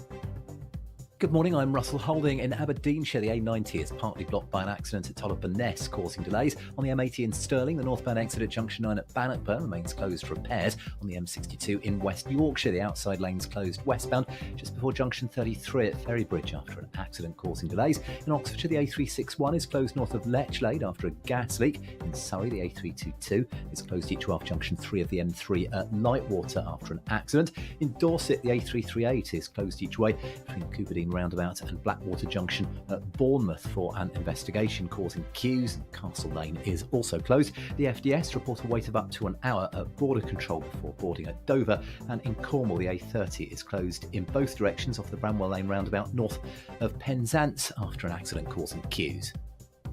You can stay up to date throughout the day by visiting our website gbnews.com.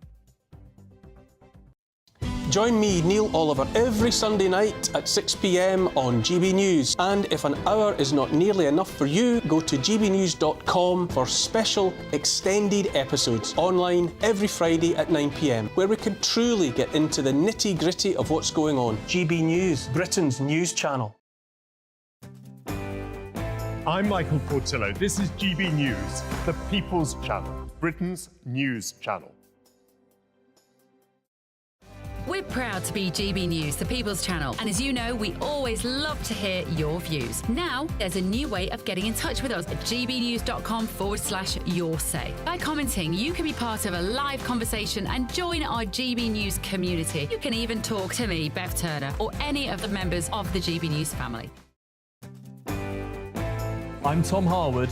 This is GB News, Britain's news channel.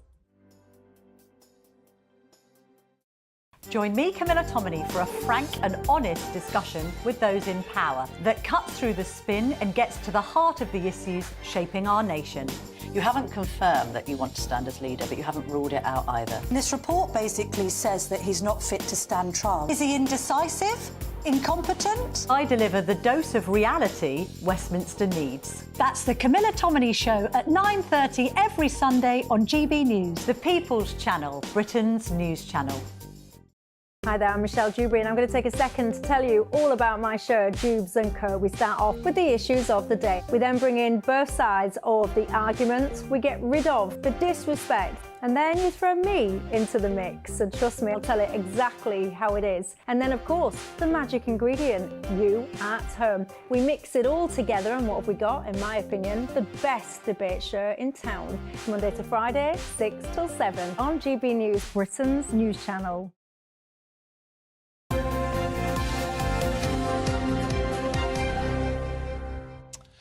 All right, let's talk Andy Murray, should we? Because he's finally retired. He has. It's been a very long goodbye to the tennis world and even the world beyond that. But it finally happened last night. It was a backhand down the line that went long at about 9:35. And it was a doubles match, quarter-final. We did well to get that far, actually, alongside Dan Evans against the American pair, Tommy Paul and Taylor Fritz. They showed some fight in the second set and got it back to... They got themselves back in contention before losing 6-4. He said afterwards as well that he just wants to spend more time with his kids. He did tweet as well, quite amusingly, I never liked tennis anyway. And he pulled out of... I thought that was quite funny. Did you? Yeah. I know you're a huge fan. Well, he pulled out of the he pulled out of the singles to try and give some time to or give some focus to the doubles. He's won two gold medals before in the Olympics, and it's a day to really reflect on his career. 19 years. I interviewed him back in 2005. I was told that he might have a chance of doing something in tennis. They didn't really realise how far he was going to go, but you never do when they're that age sometimes, except in rare cases. And you have to consider, one thing I didn't mention a couple of hours ago when we spoke about him was that all his achievements, 2 Wimbledons, US Open, Davis Cup, 2 gold medals at 2 different Olympics, and world number one as well back in November 2016, all done in the context of having to go up against Djokovic, Federer, Nadal. That's quite extraordinary. If he'd been born 10 years earlier, you probably would have been looking at a Grand Slam haul of around about 8 to 10, I would have thought. What amazed me with him is how his physicality changed, how he went from being quite skinny and tall. Yes. I'm not going near that particular picture, but quite skinny and tall to actually bulking out. Well, that's how it was. part of the modern tennis game, isn't it? Yeah, it is, but then it goes through periods where it's deemed to be the done thing to do that. That's how you play the game. It's the same in other sports. You know, you've had. I remember I know footballers. One player called Adi Akinbayev, for example, who was told to tone down his muscle frame. I heard that Because was that was in your gym days? Yeah. So to tone down, I was just too. Which muscle were they referring? I was just too hot and beefy. Yeah, I know. So here. So look, he's done exceptionally well. We can't deny that. In terms of what he does next, I can't see him in the commentary box. I've been around a lot of sports people down the years. I think the reason he went on so long, even though he knew he couldn't compete at the very top level in latter years, is because he probably didn't have a plan afterwards.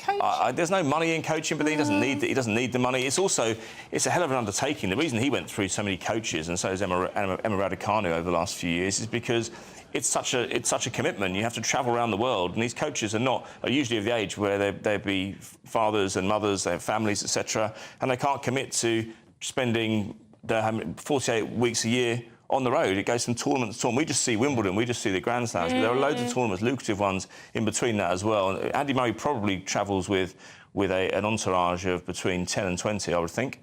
So it's difficult. I don't think if he's keen on looking after his kids, then I don't think that would be something he'd leave himself very open to. No. Right, let's talk medal table, should we? How are we doing? Medal table, we added 3 yesterday. I say we, I should be nice and unbiased on this, shouldn't I? Really, but why? Team GB. Yeah, but as a journalist, you know me, a professional. You want to say. No, you're not going to forget all of that. China, are you? So who's jumped ahead of us there? Because we're back in the. I believe Japan have jumped ahead because we were just behind Australia, but a long way to go yet. 20 in total. We added 3 yesterday. Helen Glover in the women's 4 in the rowing, she won silver. Matilda Hodgkins-Byrne and Rebecca Wild won bronze in the double sculls. They just held off the Netherlands to get the bronze. And there are still some hopes going on. Well, as of today, the athletics gets underway. The 100 metres final is on Sunday. Do we have any hopes of gold? Because that's what we need to get on the table. I think so. I mean, look, it was a big disappointment that Adam Peaty had won silver, wasn't it? But there's a little bit of a COVID bug going through the Team GB at the moment. They're hoping to fend it off. But Jarnell Hughes in the 100 metres and 200 metres, Louis Hinchcliffe, coached by Carl Lewis, of course. There's a hope there as well. And I think I wouldn't be surprised if the final haul topped between 60 and 70 medals. We've got some great runners. Yeah, there's a long way to go. There's only a week on Sunday, it finishes. There's a lot of events until then. Yeah, before all those then. athletics. I mean, heck, that'd be fantastic. It would. But as I said yesterday, it depends how many athletes you're entering. The more athletes you enter, the more you've more chances you have of medals. That's why the USA finished top of every table. I can't recall a time when they finished off the top. Yeah. But they've got 450 athletes, so you compare that to another nation, you might only have 5 or 6. Yeah, not fair. Not fair. Yeah, really. Well, it's not to be. Put more in. What do you mean about not fair? What would you enter? What would you enter? Shot put or something like that. In your gym days?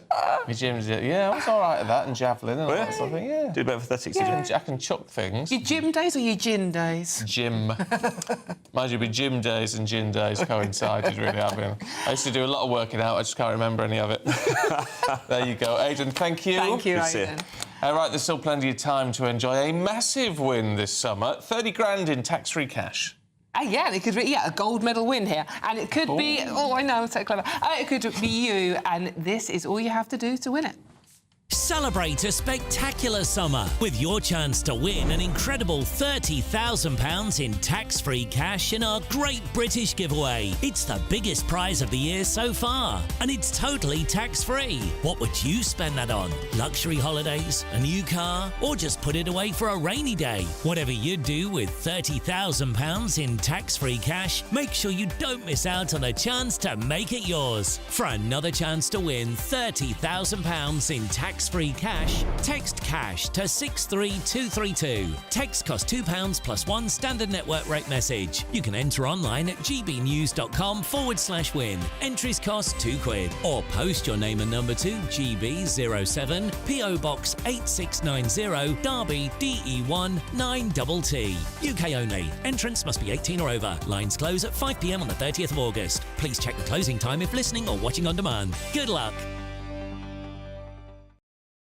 To read all that out. Oh, someone's been tweeting about Aidan's look. You look very smart. Thanks very much indeed. I like your stubble. I think it's manly. This lady doesn't like your stubble cardigan. And because I let it go a bit grey last few days. Buffett, thank you for getting... No, sure, absolutely not. Well, but it might be a bit darker tomorrow, though. Hardy. No, we need to get you... Ooh, Hannah, if we're talking fashion, let's have a look at your socks. Oh, my socks?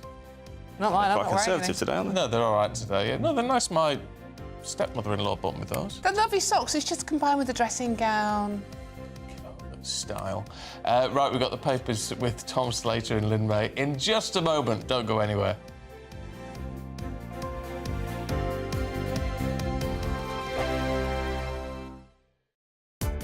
Welcome to State of the Nation, daily plunge into the stories shaping our country. I'm Jacob Rees-Mogg, and Monday to Thursday we bring you the insights, the facts, the truth about how our country is being governed. Because what happens in Downing Street matters down your street. Tune in to State of the Nation every Monday to Thursday, 8 to 9 o'clock. Only on GB News, the People's Channel, Britain's news channel. Sunday with Michael Portillo from 11, only on GB News. The sunny spell that many have experienced this week makes this the perfect time to seek inspiration for fresh, beautiful food to fit the weather.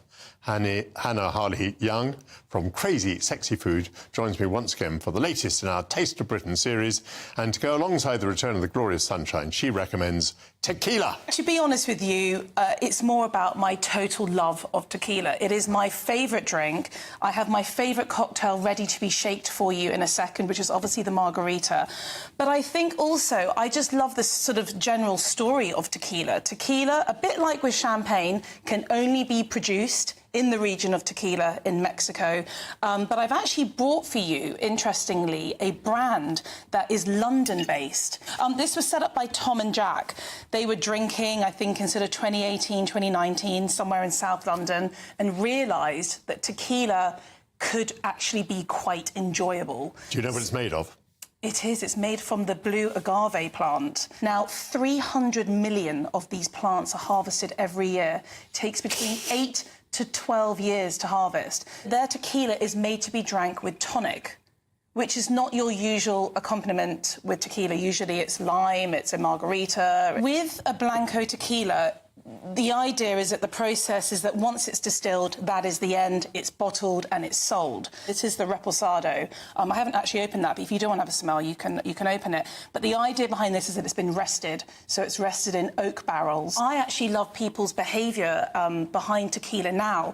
I think back in the day, it had a little slightly bad rep that you'd drink cheap shots and maybe make some bad mistakes on a night out, whereas now we're actually starting to appreciate it and respect it.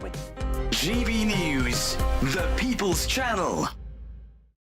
Mark Dolan tonight is your weekend dose of news, debate and entertainment. This sounds like a wild conspiracy theory. Don't miss My Big Opinion. Mark Meets at My Take at 10. Democracy is a funny old thing. And we don't do boring, not on my watch. I just won't have it. Let's go and get another glass of that bubbly. You've earned it. That's Mark Dolan tonight, Saturday and Sunday, 9 to 11, only on GB News, the People's Channel, Britain's news channel.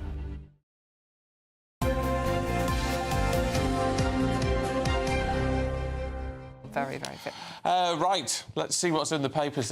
Stop gossiping in the break, you. She's a nightmare. She's an absolute nightmare. She won't stop gossiping in the break. Do you want to tell our lovely viewers this is what you were actually doing during the break? No. Oh, go on. No, I do not. Go on. I do not.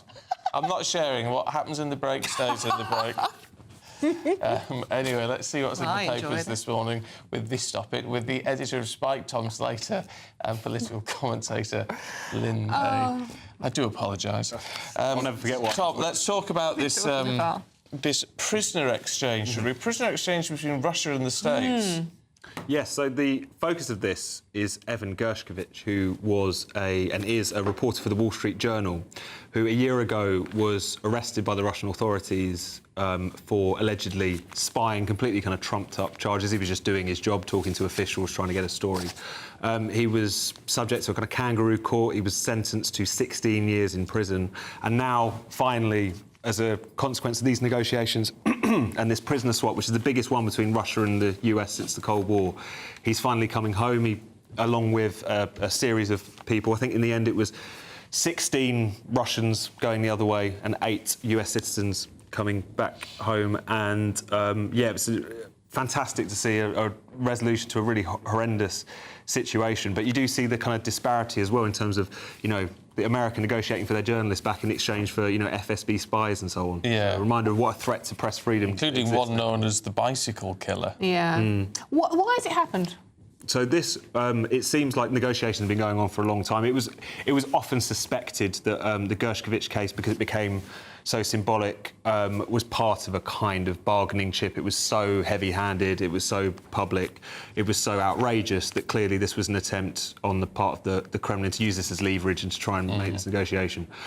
So it's something that was clearly going on in the background for some time, but it's good to see it resolved, even if it's at a great cost for the individuals who've been put through the ringer over the course of the past few years. It's a shame that we can't have this level of negotiating when it comes to, like, the war and the unrest with Ukraine, Russia, with NATO. You know, it can be done. Obviously, I know this is incredibly smaller scale, but with the same level of concentration and determination, exactly, that we can't get everyone around the table to stop this because it's all affecting everybody, isn't it? That's a very good point. To the Times, Lynn, I mean, there's plenty of criticism voiced often of Harry and Meghan. However, they've given an interview, it's going to be aired on Sunday in the States, about suicide in children and safety and cyber abuse and all this sort of thing. So, you know, whatever criticisms we do have of them... They say a few good things. They do some good stuff. Yeah, I think this also is not just about necessarily young people using social media. It's about all-encompassing children. We're getting to an age now where we see parents almost, I don't want to say using, but regularly filming, regularly posting things where it may seem funny to them, but that can lead into bullying. I saw a clip recently of a young girl who was a little bit overweight, and her family recorded her eating, and they found it really funny. And you don't know how she would have felt, you know, and it had thousands of hits. But then also going back to young people using social media, we've seen an increase in anxiety, depression, especially with screen time, ages 12 to 15. And I know I don't have children, so I don't like to speak on these things, but I know there's that temptation of, I'm busy, mum, dad has to work, go on your phone, get out the way. But 3.5 hours is all it takes to lead to depression within children on a regular basis, So it's about encouraging parents to maybe, you know, even when it comes to dinner time, don't everyone go off in your rooms, on your phone, get round the table, talk about your day, talk about your feelings,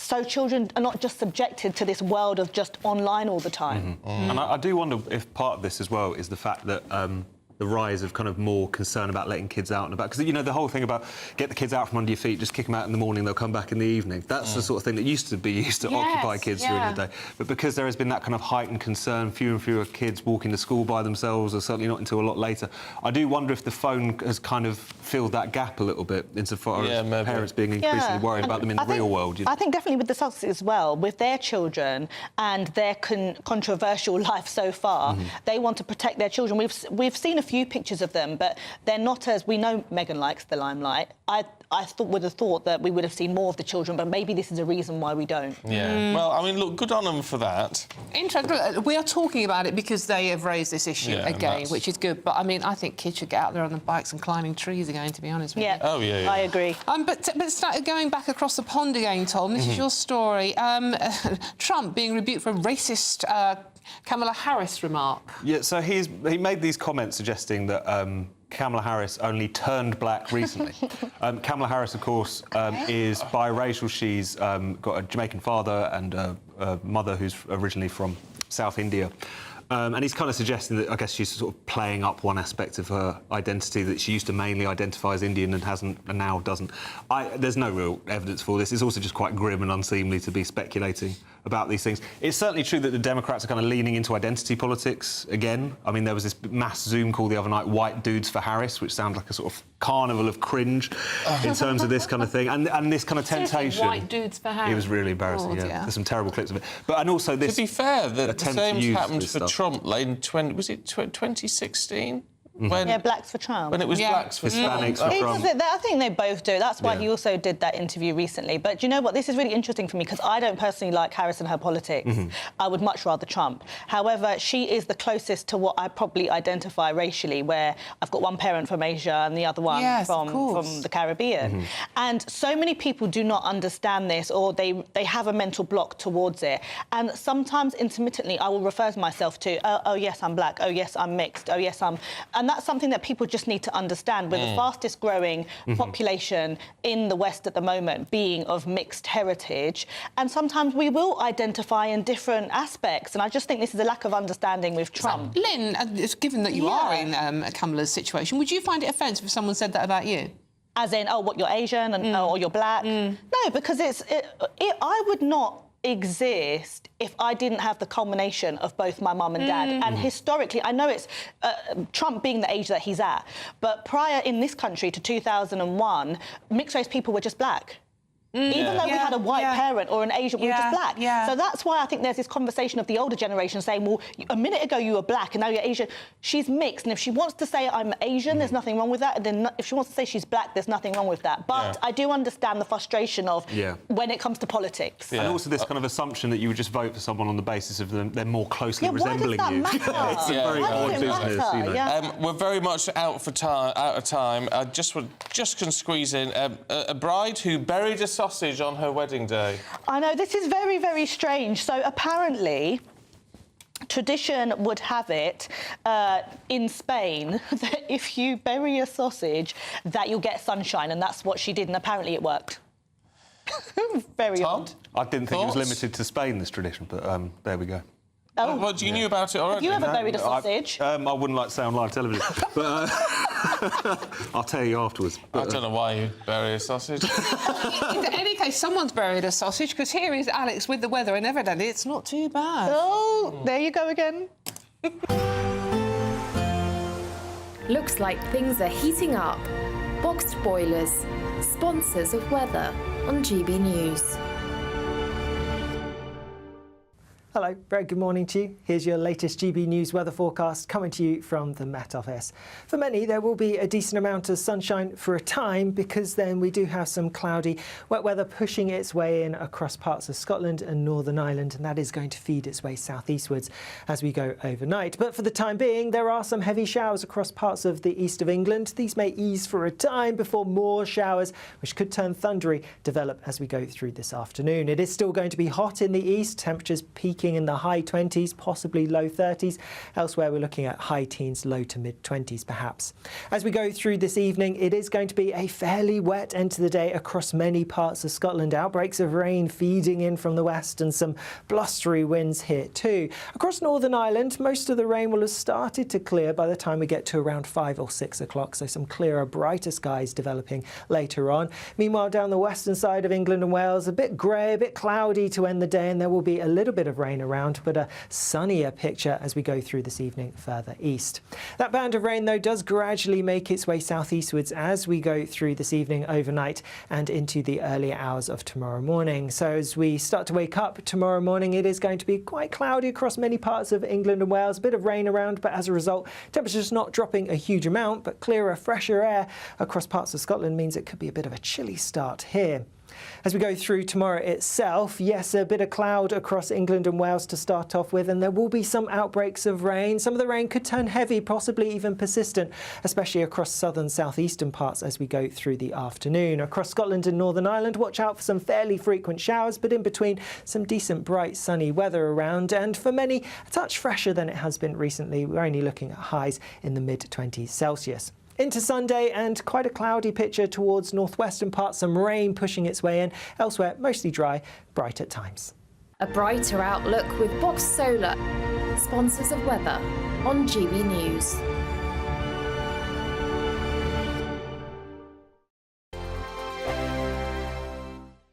Celebrate a spectacular summer with your chance to win an incredible £30,000 in tax-free cash in our Great British Giveaway. It's the biggest prize of the year so far, and it's totally tax-free. What would you spend that on? Luxury holidays, a new car, or just put it away for a rainy day? Whatever you do with £30,000 in tax-free cash, make sure you don't miss out on a chance to make it yours. For another chance to win £30,000 in tax-free cash, text cash to 63232. Text costs £2 plus one standard network rate message. You can enter online at gbnews.com/win. Entries cost £2, or post your name and number to GB07 PO Box 8690 Derby DE1 9TT. UK only. Entrants must be 18 or over. Lines close at 5 p.m. on the 30th of August. Please check the closing time if listening or watching on demand. Good luck. The latest GB News travel.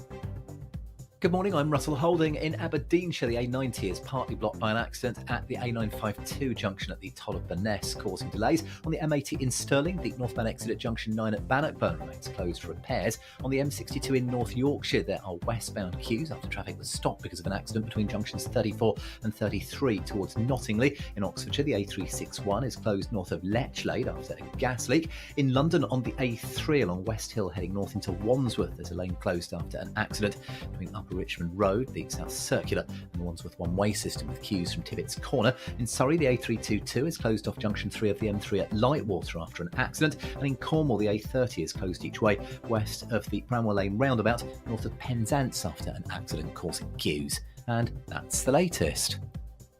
You can stay up to date throughout the day by visiting our website, gbnews.com. I'm Christopher Hope. From pop stars to politicians, I'll interview anybody in a pub who's got a political opinion. Join me every Friday on Spotify, Apple Podcasts, YouTube or gbnews.com, or wherever you get your podcasts. This is GB News, the People's Channel. Join me, Neil Oliver, every Sunday night at 6 p.m. on GB News. And if an hour is not nearly enough for you, go to gbnews.com for special extended episodes online every Friday at 9 p.m, where we can truly get into the nitty-gritty of what's going on. GB News, Britain's news channel. Join me, Nana Akwe, for an informative, interactive news programme with a difference. It's fun. It's true. You're not wrong. No one will be cancelled. Lovely. Join me from 3 p.m. every weekend, only on GB News, Britain's news channel.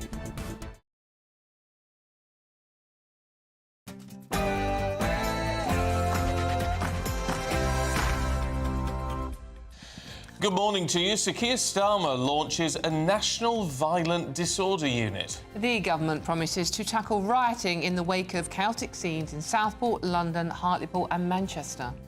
The community of Southport had to suffer twice. A gang of thugs got on trains and buses, went to a community that is not their own, a community grieving the most horrific tragedy. Well, 3 young girls are dead.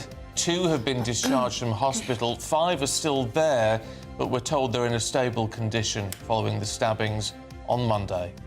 That's as a judge named a teenager charged over the murders as 17-year-old Axel Rudakabana. Well, after the stabbings and the riots, Southport continues to be in mourning, but there are now fresh fears that more disorder and more protests are planned.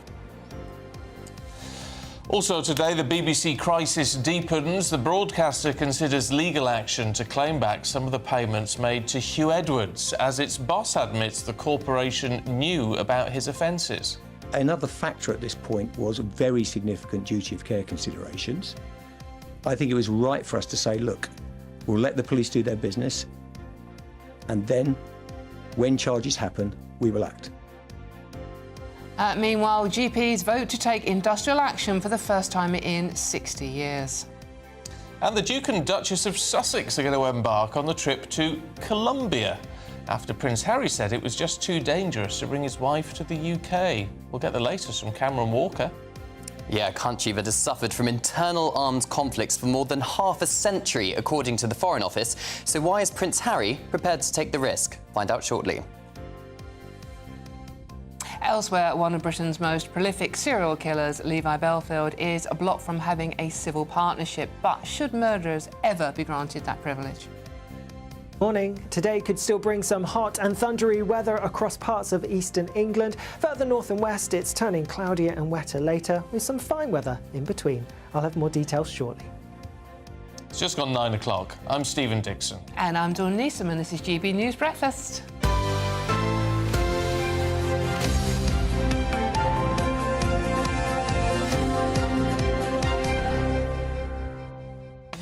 Right, let's kick off with the main news today, which is Sir Keir Starmer unveiling new police capabilities to address violent disorder in England after what we've seen over the past few nights, of course. He's called those responsible a tiny, mindless minority. Recent incidents of unrest in London, Hartlepool and Manchester prompted a meeting with police chiefs in Downing Street.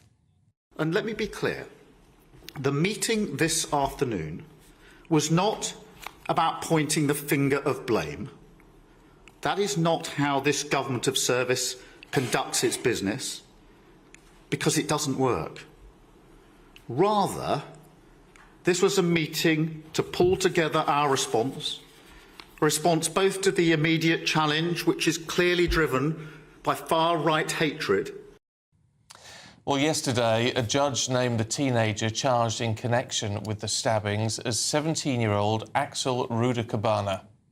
3 children were killed during that attack. That's as 2 other girls who were injured have now thankfully left hospital. Let's head to Southport and get the latest from our national reporter, Charlie Peters. And you can only imagine, Charlie, what the community of Southport is going through. Actually, I mean, after what has happened with the horrific events of Monday and then the protests, riots that have happened over a couple of nights as well, I mean, they must really just be wondering what has hit them. Yes, and good morning, Stephen. Good morning, Dawn. Absolutely wondering what has hit them, but also fearing what might come next, because there are reports of dozens more protests planned in the wake of those stabbings, the mass stabbing attack here in Southport on Monday. And there are also reports locally that a protest may be happening here in this town centre at 4 p.m. tomorrow, with further protests staged across the country in the wake of those killings on Monday. And speaking to locals here this morning who've come to pay their respects to those 3 girls killed in the stabbing attacks, they're very concerned. In fact, they're distraught because they've only been able to just start the process of grieving for those families, and as a very tightly interlinked community here since that incident on Monday, because of the disorder that so swiftly followed. As you mentioned, those riots on Tuesday evening, many of the police officers that responded to the incident on Monday, a day later, traumatised first by that incident, a day later, then resisting having bricks and mortar thrown at them by rioters, much of them arriving from beyond Southport. But on a more positive note, here at this tribute to those girls, there have been other messages from outside of Southport, because it's not just people coming in to cause disorder, it's people coming in to leave messages of love and support to the families of those who have lost loved ones, and indeed those who are still in hospital. We've seen messages here from Belfast, Norwich and locally Preston as well. And I just want to bring your attention to a couple of notes left here at this tribute there from Norwich, from Andy and Sheila, with deepest sympathy, leaving some flowers. Another one here saying, "Rest in paradise, little angels." Another says, "Rest in peace, taken too soon, 3 beautiful angels." And I have to say those messages have been repeated in several other tributes, many of them written by parents, signed off by their children, but lots of the tributes here written by children themselves, speaking directly to girls just like them who endured an appalling tragedy on Monday at a Taylor Swift yoga dance class led by Leanne Lucas, one of the alleged victims of attempted murder, who was named in court yesterday in the Crown Court. But on that disorder that's upcoming, you know, when I was in the courtroom yesterday in the Crown Court, Mr. Justice Menery, the judge, said that he was lifting the anonymity order on the suspect, in part because he wanted to get rid of the information vacuum. He said that nonsense online was fueling rioting idiots, in his words, and that by lifting the anonymity, it could give better understanding to this case and prevent fake information going around. The press made that application as well, and he agreed with the press. But at the same time, even since then, I have seen online more false and fake reports about the suspect circulating, about the incident circulating. And it does appear that in some cases and in some parts of the internet, people are continuing to spread misinformation, still driven by a desire to disrupt the mourning that's going on here. But we will see that more of that grieving continuing in Southport. This is a seaside town that thrives on tourism. It doesn't want to be known for what happened on Monday. Restaurants down the main street here say they've had several bookings cancelled. They're concerned that their grieving is going to continue to be disrupted by disorder. Okay, Charlie, thank you. God, it's just... You know what? I would actually make a point of going to Southport now and just spending money in the shops and the cafe and the bars and just supporting the community in the smallest way you possibly can. Yeah, it is worth doing. It's about one, and actually people will want to show support in whatever way they can. But just look at those floral tributes. It's just heartbreaking. I know. Our Home and Security Editor, Mark White, is here. In the wake of this absolute tragedy, we've had the rioting, and we talked to you about yesterday. But Keir Starmer now says he's going to create this unit. He's going to do something to tackle, far-right thugs, according to the front of the Mirror. A tiny, mindless minority is what he said. And all right, in some ways, it might be applauded, but other people are saying he's not reading the room.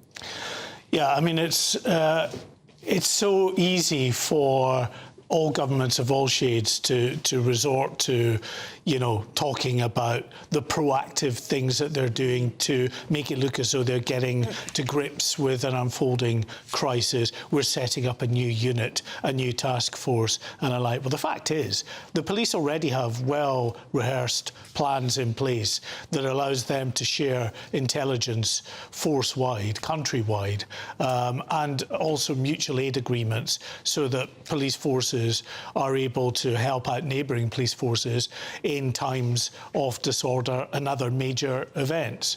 I was at the news conference in Downing Street yesterday, and I thought that the Prime Minister missed an opportunity really to acknowledge to people around the country that he gets it, he gets what's going on.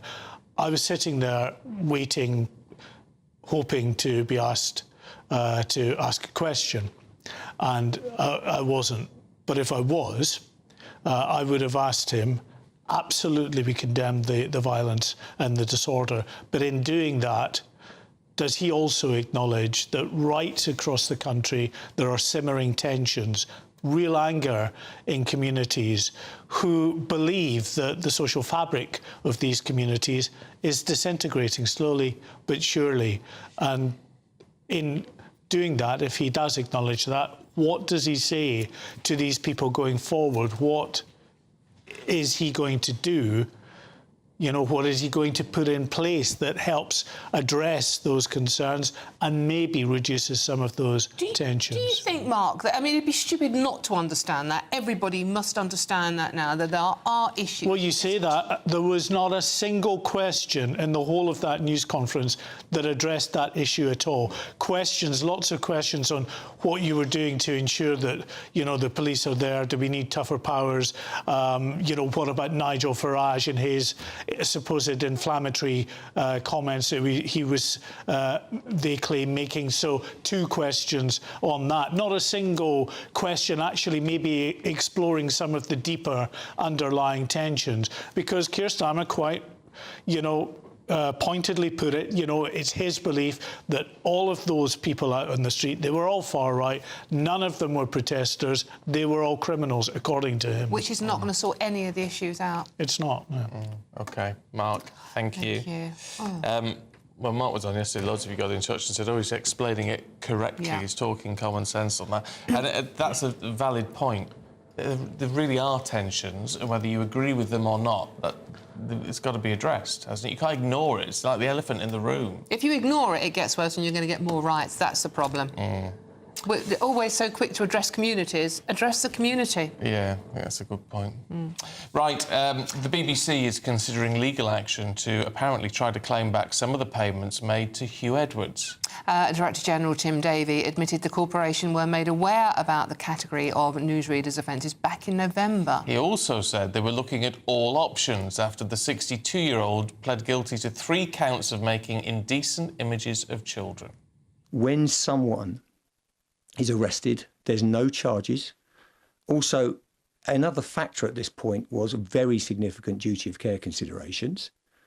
I think it was right for us to say, look, we'll let the police do their business, and then, when charges happen, we will act. Edwards was the BBC's highest-paid newsreader before he resigned in April, earning more than £475,000 of your money in the past year. Well, earlier we spoke to former BBC journalist David Keithley. He's got a lot of form on how bad form, should I say, and how the BBC handles controversial matters. The Princess Bashir and Princess Michael of Princess of Wales interview, going through to obviously more recently the Jimmy Savile affair, and so on. And I think what it underlines is that the problem is that the BBC on these matters is its own judge and jury. It doesn't have any independent input into its decision-making process when there are complaints about its actions. And all that means that what it tends to do is to, in the first instance, try to protect its own reputation rather than getting to the truth.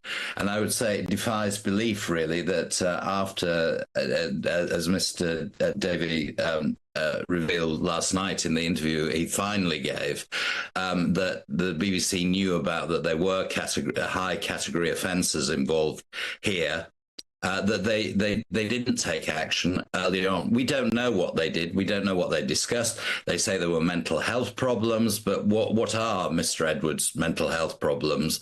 Is there a formal psychiatric report in the equation? Anything like that? We just don't know. And this is the problem. It's the BBC ruminating internally. This is a serious matter. One of their highest profile presenters was apparently committing very serious sexual abuse acts, and this, well, not just apparently, he's admitted it, this is something that the BBC should be looking to improve their decision-making capacity in, and I think they should be, when the next charter comes up, they should also be looking very seriously at independent input into the complaints procedure, so that the BBC is properly on its toes, as most public bodies are.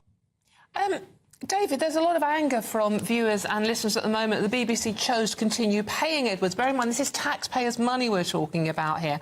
Do you think Tim Davie has gone far enough by saying we are going to try and get that money back in somehow? Do you think that will basically save the BBC and indeed probably Tim Davie's job? No, I don't really, because the point is, it's too late. It comes down to the phrase, it's too little, too late. Here we are. Tim Davie was refusing to give interviews, apparently, until very recently indeed. And yet, this is a front-rank matter about how the BBC controls its internal procedures, etc., etc. I'm not suggesting that human resource procedures should be abandoned or anything like that, or kangaroo courts internally. But what we do need is this is license fee license fee payers' money, as you say, and the BBC should just simply be much more vigilant and much more upfront about how they're dealing with this type of very serious problem. I suppose there is the argument in all of this, David. You know, he at this stage had not been found to, I mean, with the previous allegations, you know, nothing illegal, unwise but not illegal, to coin a phrase, perhaps in his previous behaviour that saw him take a step back from his work. And even though he'd been arrested, of course, he hadn't at this stage been charged. So it potentially could have been seen as a bit kangaroo court, couldn't it, if stronger action had been taken? Well, of course, things have got to be proceeded with very carefully in these cases. And yes, of course, you can't presume anybody guilty until the full facts are known. Well, there's still time to enjoy a massive win this summer with your chance to win £30,000 in tax-free cash. You really could be our next big winner, and here's all the details you need to do it. Celebrate a spectacular summer with your chance to win an incredible £30,000 in tax-free cash in our Great British Giveaway. It's the biggest prize of the year so far, and it's totally tax-free. What would you spend that on? Luxury holidays, a new car, or just put it away for a rainy day? Whatever you do with £30,000 in tax-free cash, make sure you don't miss out on the chance to make it yours. For another chance to win £30,000 in tax-free cash, text cash to 63232. Text costs £2 plus one standard network rate message. You can enter online at gbnews.com/win. Entries cost £2, or post your name and number to GB07 PO Box 8690 Derby DE1 9TT. UK only. Entrants must be 18 or over. Lines close at 5 p.m. on the 30th of August. Please check the closing time if listening or watching on demand. Good luck. Yes, best of luck to you on that one. Still to come, the Sussexes are going on tour. And all this concern about Meghan's safety, you'll never guess where they're going. We'll tell you more in just a moment.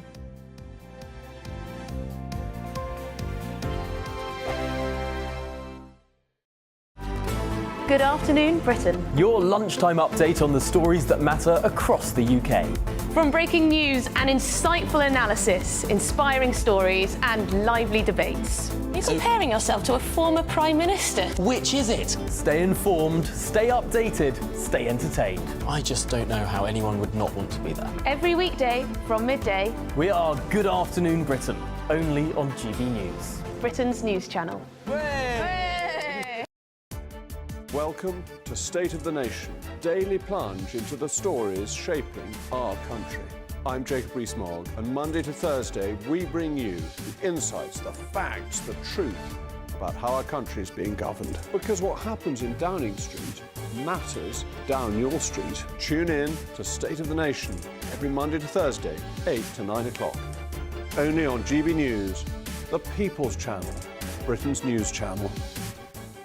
Sunday with Michael Portillo from 11, only on GB News. Karen Stevenson was born in Stoke-on-Trent and read music at Trinity College, Cambridge. She's played cello with many of the world's great orchestras under the batons of some of the most renowned conductors, and she joins me now to discuss her career and the importance of music in education. Tell me about that. What is your role at the Philharmonia? My role at the Philharmonia is number 2 cello. I've been there for about 15 years. Sometimes I play number 1 cello as well, which is a great opportunity for me. Well, it's interesting you say that, because I often think what a very difficult life it is to be a professional musician. I make a living out of it. It is definitely possible. Yeah, we don't really like it when we get into a taxi and someone says, "What's your day job?" Because we work really hard. I was kind of making the opposite point. Not that you'd also have a day job. I think the perfection that is required for a professional musician is extraordinary. On the whole, we are intolerant of mistakes in classical music. Yes, we are. And I just wondered whether you don't become very frustrated with a world in which everything else is imperfect. You are only as good as your last concert, Michael. That's how it feels. It is a lot of pressure. Sometimes we will say, OK, a pint for every wrong note or something, but that, if depending on the piece of music, that could be quite dangerous. How many hours a day do you have to practice? You have to practice much more when you're younger, I think, when you're learning. I think this is really important. And when you're at music college. I'm a busy, I'm travelling, I have a family. I can't practice as much as I used to, so you have to rely on your experience. What I really wanted to say is that there's been a lot of fear-mongering about classical music being in decline and it not being relevant. And I really wanted to say that I don't think that's the case. Our audiences have increased. They're the highest they've been in 10 years. The People's Channel.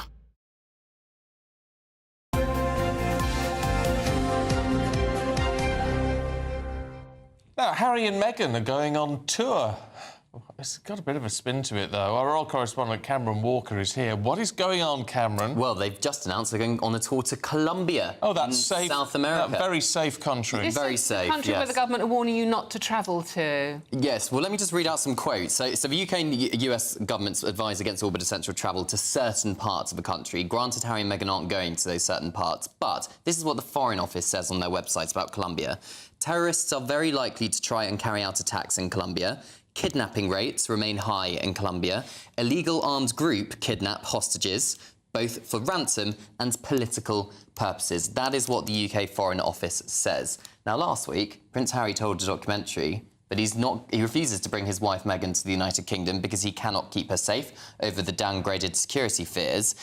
But after the very unfortunate Dunblane massacre in 1996, where 16 children lost their lives for shooting and the teacher, the UK got rid of all their guns. But of course, Colombia have been suffering, according to the Foreign Office, with internal armed conflicts for more than half a century. So does Prince Harry really believe he's going to be safer in Colombia? Clearly, that's a question for him. I am told that both him and Meghan are going to have a full security detail for the entirety of their trip, alongside the Vice President of Colombia, who's invited them, Francia Marquez. But still, it's raised some questions, hasn't it, about security and what they're willing to risk. They live in a country that has more guns than people, in America, and they're going to a country that governments advise you mostly not to go to. I mean, it's a beautiful country, but... I mean, I'm assuming the government are paying for the security they will be having. Yeah, it's an official invitation by the Colombian government, and the whole point of it is about a conference about ending violence against children, and also there's going to be a strong theme of online safety, and Meghan's going to do some women in leadership stuff there. So the causes as to why they're going are arguably very admirable.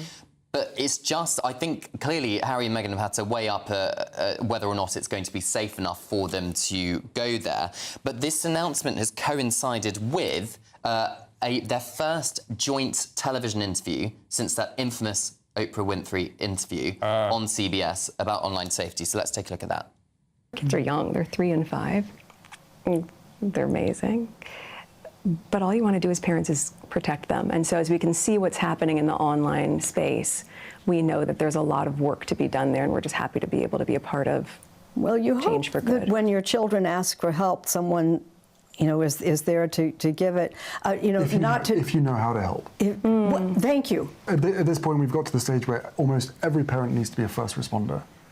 And even the best first responders in the world wouldn't be able to tell the signs of possible suicide. That is the terrifying piece of this. Online safety and mental health, 2 themes Harry and Meghan both very passionate about. Full interview airs on Sunday. Yeah, oh well, interesting, isn't it? It's just a shame, Cameron, isn't it, that whatever good they come out with is overshadowed by everything else? It certainly is, and I think what we've seen in the last year or so is them really trying to be like a member of the royal family again by doing this charity work, and not because what happens with the ratings when they complain about their lives as working members of the royal family, they tend to go down and they seem to get a lot of bad press. At the moment, it seems that they're ignoring the bad press, not rising to the bait, and just keeping calm and carrying on. OK, Cameron, thanks very much indeed. No problem. That's it from us. It is. Up next, Britain's Newsroom. A brighter outlook with Box Solar, sponsors of weather on GB News. Hello, very good morning to you. Here's your latest GB News weather forecast coming to you from the Met Office. For many, there will be a decent amount of sunshine for a time, because then we do have some cloudy, wet weather pushing its way in across parts of Scotland and Northern Ireland, and that is going to feed its way southeastwards as we go overnight. But for the time being, there are some heavy showers across parts of the east of England. These may ease for a time before more